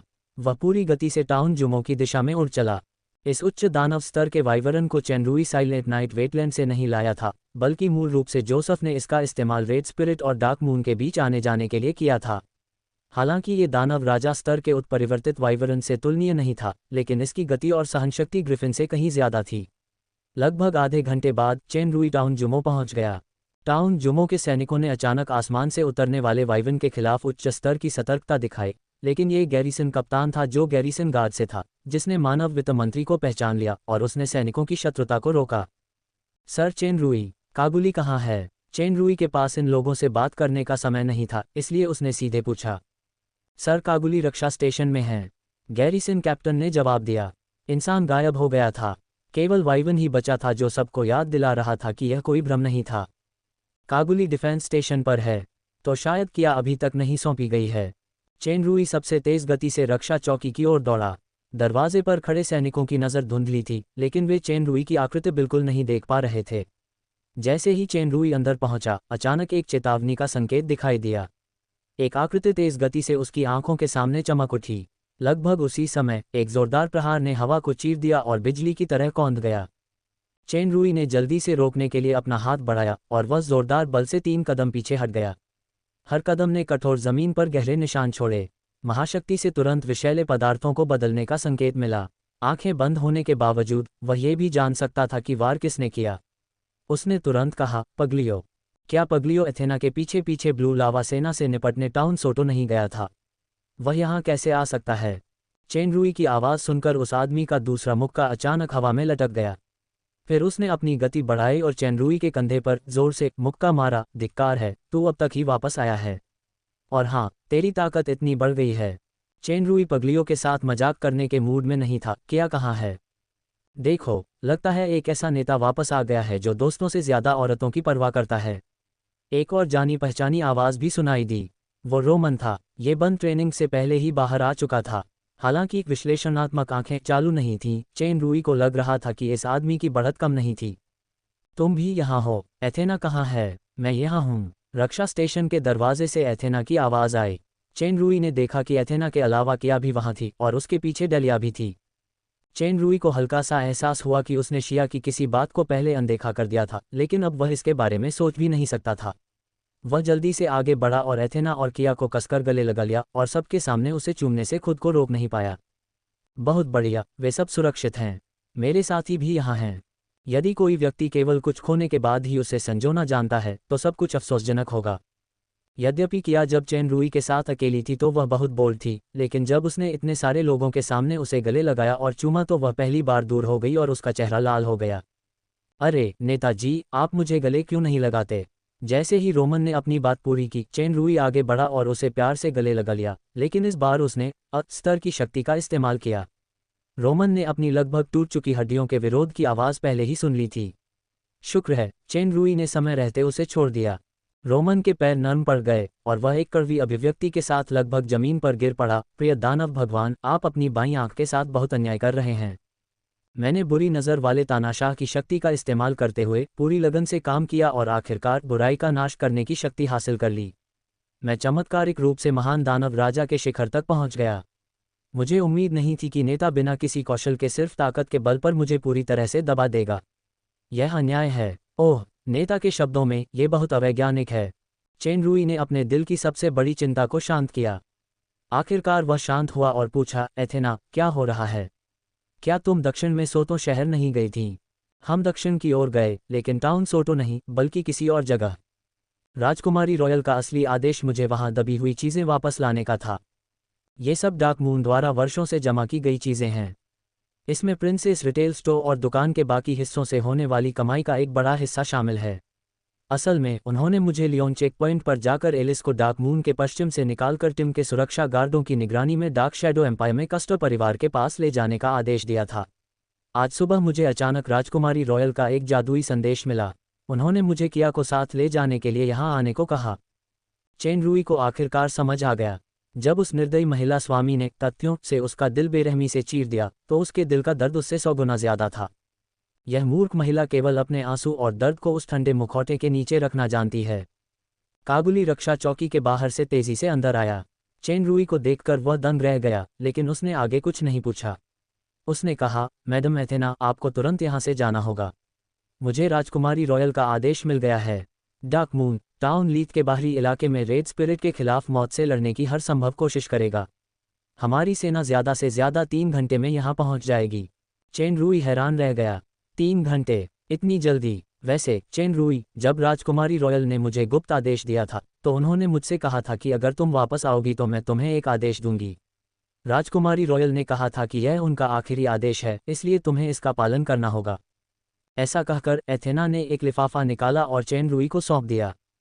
लिफाफा मोम की मोहर से सीलबंद था। उस पर लॉर्ड शिया की अंगूठी की मुहर लगी थी। ऐसा लग रहा था जैसे एथेना ने उसे बिना खोले ही रखा हो। ये भी एथेना ही थी जिसने अपने वादे पूरे किए और पूरी लगन से काम किया। अगर यह चेन रुई या कोई और होता, तो शायद उसने इसे बहुत पहले ही खोल दिया होता। चेन रुई ने लिफाफा लिया और उसे खोला। उसमें सिर्फ एक वाक्य था, मैं तुम्हें शिया के नाम पर आदेश देता हूँ। लूसीफर, तुम्हें जीवित रहना होगा। चेन रुई का दिल कांप उठा। उसे स्पष्ट रूप से याद आया कि जब उसने परिष्कृत मन की सबसे बड़ी परीक्षा स्वीकार की थी, तब भी उसने यही वाक्य स्पष्ट रूप से सुना था। यह उसका अंतिम आदेश था। वो ठंडी और निर्दयी औरत लोगों को दूर ही रखती है। चाहे वो खुश हो, गुस्से में हो, उदास हो या खुश, वो बस बर्फ का एक टुकड़ा है जो कभी नहीं बदलता। कौन जानता है कि जमी हुई सतह के नीचे वो पानी की तरह कोमल है, बिल्कुल वैसे ही जैसे किसी गुप्त कमरे में जादुई आईने में उसे असली रूप में देखा हो। सिर झुकाए हुए अंततः उसकी आंखों से आंसू की एक बूंद निकली और पत्र पर टपक गई। ये ठीक वैसा ही था जैसे जब वह उस व्यक्ति के सामने थी जो कोमा में था और मर रहा था, तो उसकी आंसू की बूंद जम नहीं सकी और जमीन पर गिर गई। इस क्षण 2 आंसू की बूंदें समय और स्थान को पार करती हुई एक में मिल गई प्रतीत हुई। पगलियो और रोमन भी चेन रुई की भावनाओं को समझते थे। उन्होंने उसे न तो तंग किया और न ही परेशान किया। चेन रुई ने धीरे से अपना सिर उठाया। उसकी आंखों में अब कोई चमक नहीं थी, सिर्फ दृढ़ निश्चय था। कागुली, मुझे रेड स्पिरिट सेना की सारी जानकारी चाहिए, विशेष रूप से राजधानी के दूत की। कागुली अचंभित रह गया। उस अजीबोगरीब दृढ़ संकल्प से वह प्रभावित हुए बिना नहीं रह सका। उसने एक सैन्य खुफिया रिपोर्ट निकाली और कहा, लाल आत्मा सेना की जानकारी यहाँ है। राजधानी के दूत की बात करें तो वे 3 हैं। उसका नेता क्रोबेलस है। कहा जाता है कि वह एक दानव अधिपति शक्ति है और अन्य 2 पतित देवदूत साम्राज्य के शाही परिवार हैं। एक का नाम रुस है, जो एक प्रारंभिक दानव सम्राट शक्ति है, जबकि दूसरे का नाम डायक है।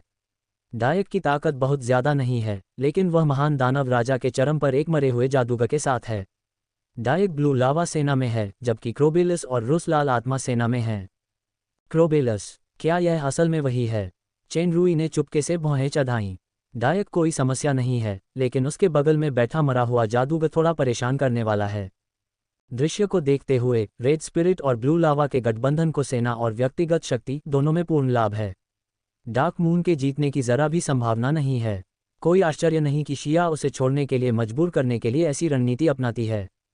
दुर्भाग्य से समय समाप्त हो रहा है।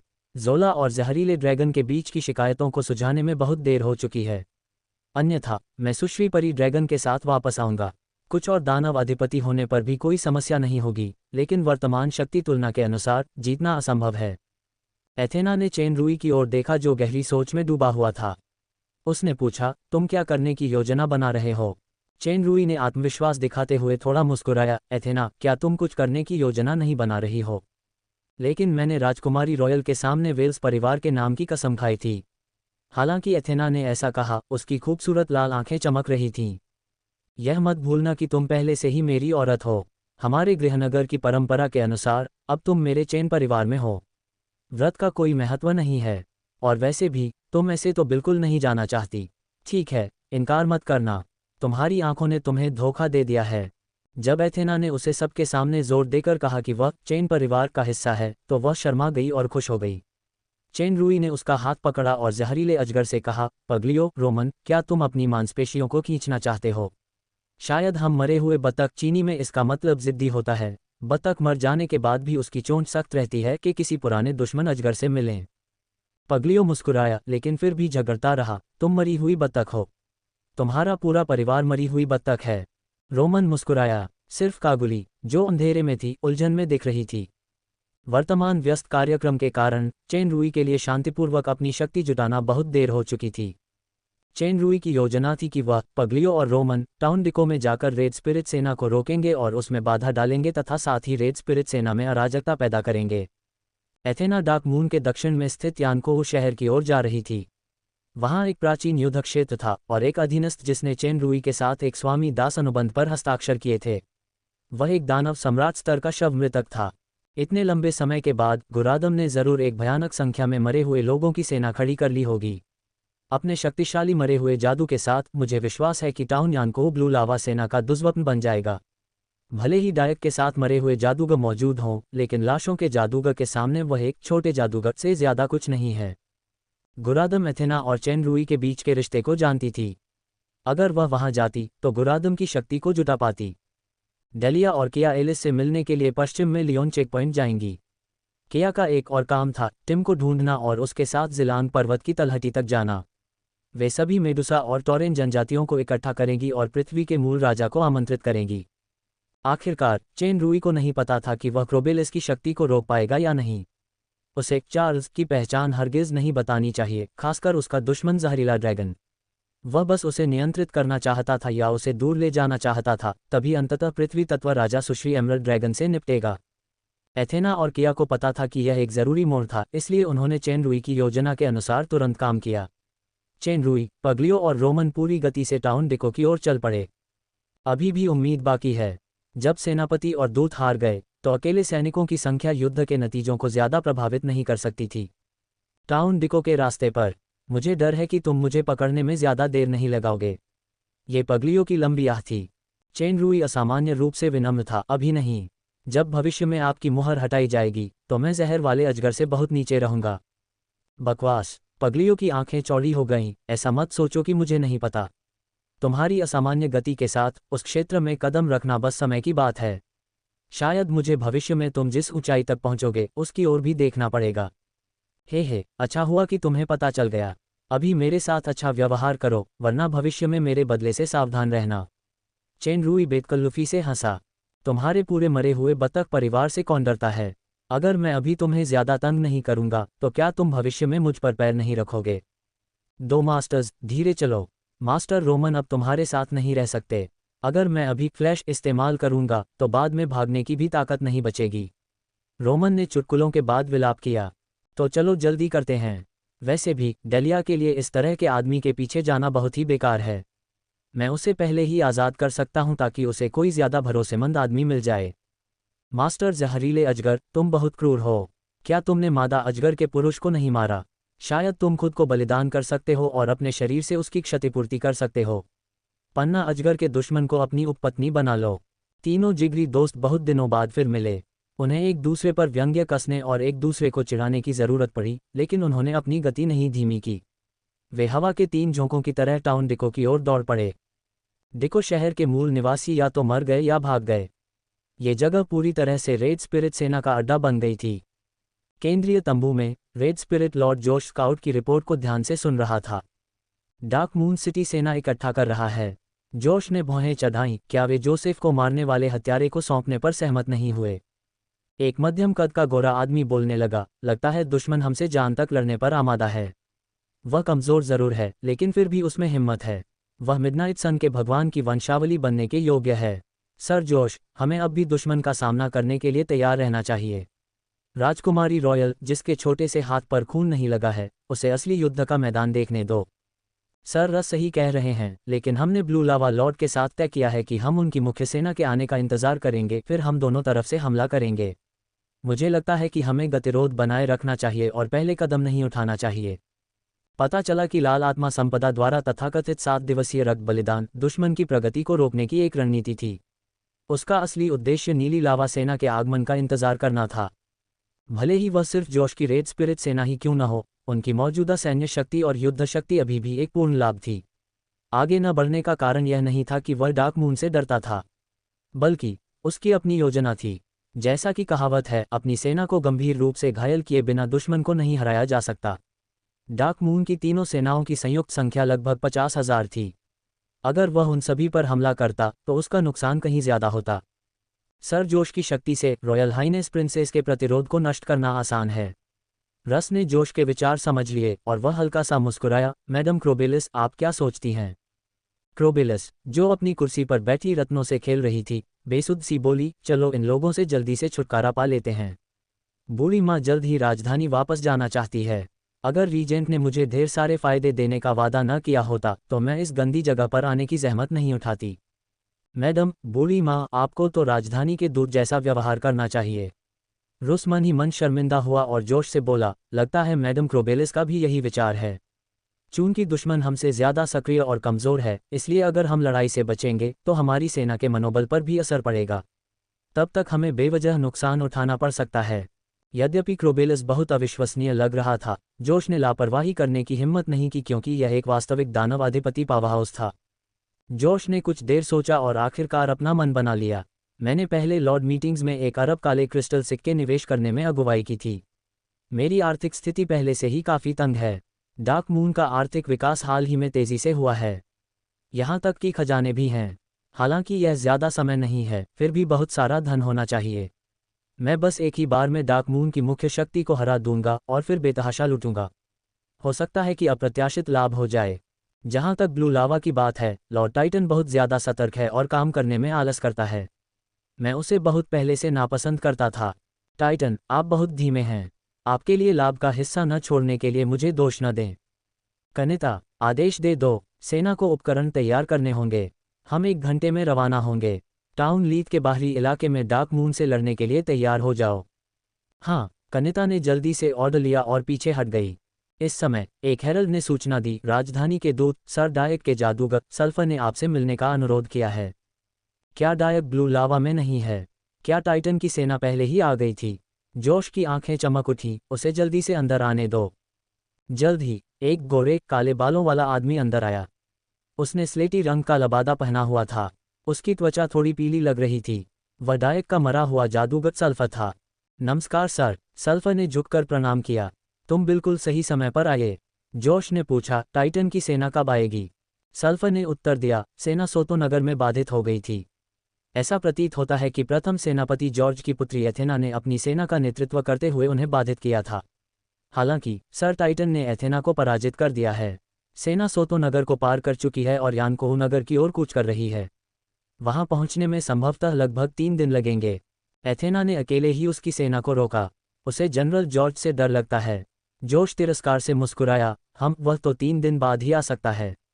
तब तक तो वह बस आकर युद्धभूमि साफ कर सकता है। सर सही कह रहे हैं। सर डायक लॉर्ड टाइटन से आग्रह कर रहे हैं। दुर्भाग्य से सल्फर क्षमाप्रार्थी भाव से मुस्कुराया। उसने क्रोबेलिस से कहा, मैडम क्रोबेलिस, सर डायक ने मुझे आपको अकेले में एक और बात बताने के लिए कहा है।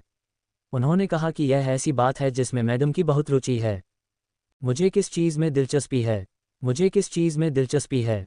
क्रोबेलिस पहले तो सुस्ता रहा था, ये शब्द सुनकर उसका मन प्रसन्न हो गया। वह कुर्सी से उठी और सल्फा से बोली, तुम मेरे साथ आओ। क्रोबेलस को अकड़कर सल्फा को बड़े तंबू से घसीटते हुए ले जाते देख जोश और रस एक दूसरे को देखकर कड़वी मुस्कान बिखेरने लगे। हालांकि इस महिला की ताकत और रुतबा साफ दिखाई दे रहा था। डायक का उसकी चापलूसी करना वाजिब था।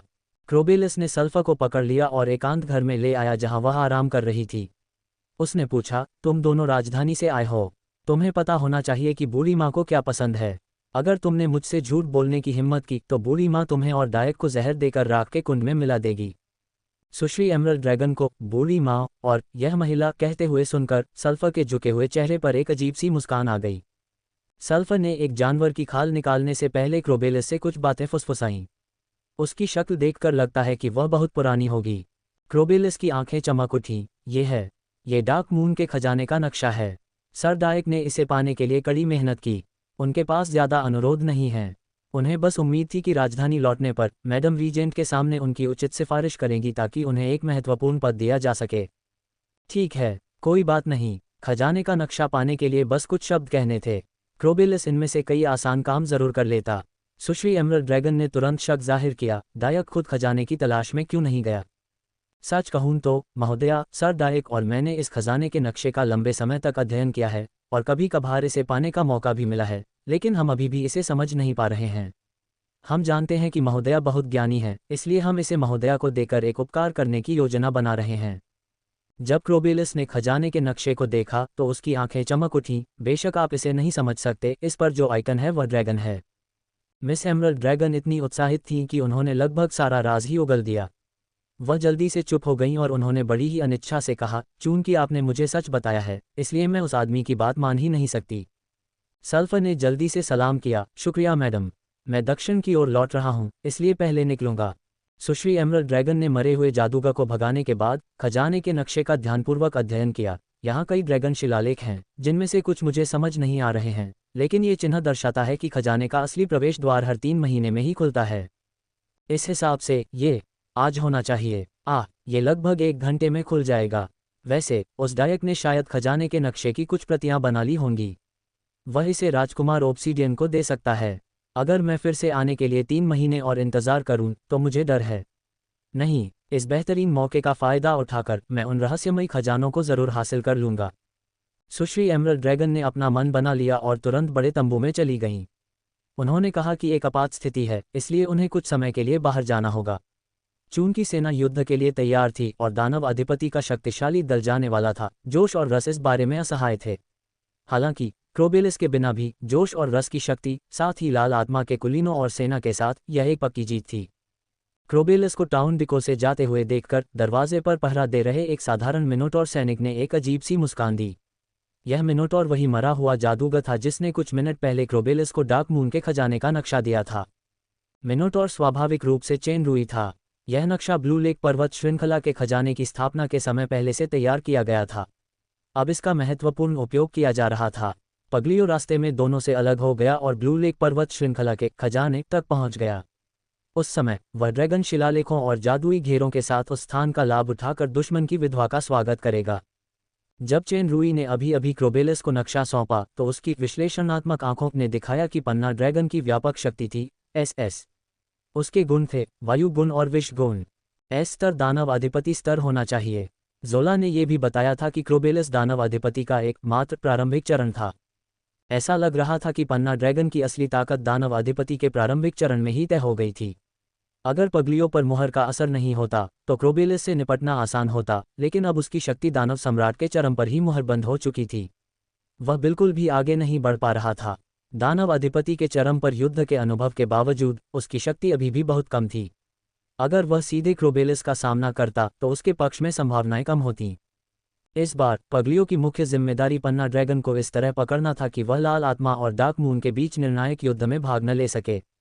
दानव सम्राट की चोटी से प्रतिद्वंद्वी के दानव अधिपति शक्ति को दबाना। ये कहा जा सकता है कि वह पहले चरण में सफल रहा था। जब तक पृथ्वी तत्व राजा मूर आ गए, क्रोबेलस को वश में करना कोई समस्या नहीं होनी चाहिए। अगला कदम युद्ध से पहले रेड स्पिरिट के मनोबल को बाधित करने का कार्य था। बड़े तंबू में जोश ने युद्ध वर्दी पहन रखी थी, जबकि रुस भी तैयारी करने गया था। तभी बाहर शोर मच गया। कनिता जल्दी से वहां पहुंची और बोली, कुछ हुआ है सर? बैरक में अचानक जहरीला कोहरा छा गया। ये बहुत ही भयानक था। जहर खाए हुए लोग या तो बेहोश हो गए या फिर राख में तब्दील हो गए। यहाँ तक कि औषधि बनाने वाला भी इसे साफ नहीं कर सकता। धिक्कार है। जोश बहुत गुस्से में था। सेना के रवाना होने से पहले ही यह बदलाव हो गया। सेना का दिमाग खराब करना डार्क मून का ही गंदा काम होगा। इस तरह का जहर शायद डार्क मून के पोषण मास्टर एल्दास से जुड़ा है। जोश का अंदाज़ा आखिरकार गलत निकला। इस जहर का स्रोत एक जहरीला अजगर था जो एल्दास से अनगिनत गुना ज्यादा भयानक था। हालांकि जहरीला कोहरा फैलाने के लिए चेन रूई और रोमन द्वारा इस्तेमाल किए गए क्रिस्टल की शक्ति सीमित थी। अगर जहरीला अजगर खुद कोई हरकत करता तो वह दर्जनों गुना ज्यादा भयानक होता। बेशक अगर पन्ना ड्रैगन जो जहर में भी कुशल था अभी भी यहाँ होता तो यह वर्तमान प्रभाव को प्राप्त करने में सक्षम नहीं हो सकता था। जोश ने दृढ़ निर्णय लिया, जादुई शक्ति से जहरीले कोहरे के फैलाव को नियंत्रित करने के लिए जादूगरों की एक टीम तुरंत भेजो। कनिता के बाहर जाने से पहले एक संदेशवाहक ने जल्दी से सूचना दी, बुरी खबर महोदय, भोजन शिविर में आग लग गई है। गार्ड सर सोलाना एक छिपे हुए हमले में गंभीर रूप से घायल हो गए हैं। क्या? जोश अचंभित रह गया। भोजन शिविर में एक विशेष जादुई घेरा सुरक्षा कवच है और एक मध्यम स्तरीय महादानव राजा स्तर की सोलाना उसकी रखवाली कर रही है। दुश्मन का गुप्त हमला वास्तव में बिना किसी चेतावनी के सफल हो गया। डार्क मून के पास इतनी शक्तिशाली शक्ति कब थी? क्या राजकुमारी रॉयल ने व्यक्तिगत रूप से जोखिम उठाया था? असंभव। तुम किसका इंतजार कर रहे हो? किसी को तुरंत आग बुझाने के लिए भेजो। दूत ने सिर नीचा करके कहा, लगता है दुश्मन किसी खास तरह की जादुई आग लगाने वाली चीज का इस्तेमाल कर रहा है। जादुई सुरक्षा घेरा भी काम नहीं कर रहा। सैनिकों ने आग बुझाने की पूरी कोशिश की लेकिन आधा शिविर अभी भी जल चुका है। आधा? इतने कम समय में? जोश गुस्से से भर गया। उसने गहरी सांस ली और शांत होकर कहा, आदेश दे दो। सभी सैनिक तुरंत टाउन लीथ के लिए रवाना होने की तैयारी करेंगे। जहां तक खाने की बात है, कनिता, जाकर सैनिकों को बता दो कि सैन्य आपूर्ति अधिकारी के अंतरिक्ष घेरे में भी भारी मात्रा में आपातकालीन भोजन मौजूद है ताकि उन्हें इसकी चिंता न करनी पड़े। इसके अलावा टाउन लीथ में दुश्मन को हराने के बाद हम बिना किसी रोक टोक के डार्क मून में लूटपाट करने जा सकते हैं। तब तक खाने की कमी से किसे डर लगता है? जोश ने वाकई कई लड़ाइयां देखी थीं। उसने तुरंत सेना का मनोबल बढ़ाने का एक तरीका सोचा। जैसे ही हेरल्ड आदेश देने वाला था, अचानक एक बिजली चमकी। कनिता के जादू ने उसे जमीन पर गिरा दिया। जोश आश्चर्यचकित था। कनिता, तुम क्या कर रही हो? यह आदमी संदिग्ध है। कनिता नीचे बैठ गई। सर फादर, आइए और इसे देखिए। जोश आगे बढ़ा और लाश के हाथ पर एक अजीब सा निशान देखा। उसने भौहें चढ़ाकर पूछा, यह क्या है? जैसे ही जोश पास आया, कनिता की आंखों में एक हल्की पीली रोशनी चमक उठी। उसके हाथ में एक ठंडा हल्का खंजर दिखाई दिया और उसने तेजी से अपने पिता की पसलियों पर वार किया। लक्ष्य को छूने से पहले ही जोश पल भर में गायब हो गया। लगभग उसी समय कनिता का पूरा हाथ और आधा शरीर बर्फ में जम गया। वह कुछ देर तक हिल भी नहीं पाया। जोश की आंखों में एक ठंडी चमक थी। वह बहुत पहले से ही कनिता से सावधान था। दूसरे शब्दों में, जब से उसका बेटा बड़ा हुआ है, उसने अपनी सतर्कता कम नहीं की थी। दानव लोक के इतिहास में सत्ता हथियाने के लिए बेटों द्वारा अपने पिताओं की हत्या के अनगिनत उदाहरण हैं। जोश ऐसे मामलों का जनक नहीं बनना चाहता था। यह कोई आश्चर्य की बात नहीं है कि तुम मुझे मारना चाहते हो, लेकिन तुम्हारा कमजोर धैर्य मेरी उम्मीद से परे है। जोश ने व्यंग्य किया, चूंकि तुम्हारा भाई मर चुका है, इसलिए भविष्य में ये पद तुम्हारा ही होगा। तुम इतनी जल्दी में क्यों हो? नहीं, ये थोड़ा ज्यादा ही अधीर है। अगर कनिता कोई कदम उठाना भी चाहे तो शायद वह इस बार ऐसा नहीं करेगा। और फिर उसने सफलता की बहुत कम संभावना के साथ हमला किया था। इसके अलावा कनिता की आंखें थोड़ी सुस्त लग रही हैं। कुछ गड़बड़ है। जैसे ही जोश का ध्यान भंग हुआ, जमीन में पड़ी लाश अचानक बिजली की तरह उछल पड़ी। एक भयानक तेज ची ने जोश के गले को दबाया। जोश बेहद हैरान था। उसने कभी सोचा भी नहीं था कि वह लाश, जो बहुत पहले मर चुकी थी और जिसके हमला करने की संभावना सबसे कम थी, सचमुच जानलेवा साबित होगी। ये लाश निस्संदेह चेन रूई की थी।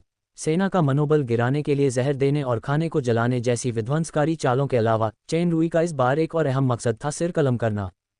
चेन रूई ने पहले कनिता को वश में करके उसे ईश्वर भक्षी मुखौटे की कठपुतली बना दिया था। फिर उसने जानबूझकर कनिता को वश में होने का दिखावा किया ताकि जोश का ध्यान भटक जाए और इस जोश को चाकू मारने वाले नाटक का मंचन किया। यह अप्रत्याशित हमला अचानक हुआ। दानव सम्राट के मध्यवर्ती स्तर के जोश की नज़र में भी चेन रूई के हमले की शक्ति और गति भयावह स्तर तक पहुंच गई थी। जादू प्रशिक्षकों की सबसे बड़ी कमजोरी नज़दीकी मुकाबला होती है। जोश, जिसका टेलीपोर्टेशन अभी अभी खत्म हुआ था, बिल्कुल भी बच नहीं सका। इससे पहले कि जोश अपना सुरक्षात्मक जादू जारी करता, तेज क्यूई से चार्ज किया गया ये ब्लेड पहले ही उसके गले को छेद चुका था। एक पल में जोश मानो क्रिस्टल की एक परत में लिपटा हुआ सा लग रहा था। इस ब्लेड ने क्रिस्टल को चकनाचूर कर दिया। जोश का चेहरा पीला पड़ गया। जब वह हड़बड़ाकर पीछे हटा तो प्रतिद्वंद्वी ने फिर वार किया। वार कुछ मीटर दूर था, लेकिन तलवार की तेज क्यूई उस जगह को ऐसे पार कर गई मानो उसे ठीक सामने से वार किया गया हो। हालांकि यह बहुत अचानक हुआ था, फिर भी जोश ने प्रतिक्रिया दी। उसके शरीर के चारों ओर पहले से ही एक बर्फ की ढाल थी। हालांकि यह बर्फ की ढाल बहुत पतली लग रही थी, लेकिन ये किसी रहस्यमय क्षेत्रीय शक्ति द्वारा निर्मित थी। इसमें एक मजबूत रक्षात्मक क्षमता थी। अगर कोई ब्लेड भी उस पर हमला करता तो भी वह नहीं टूटती।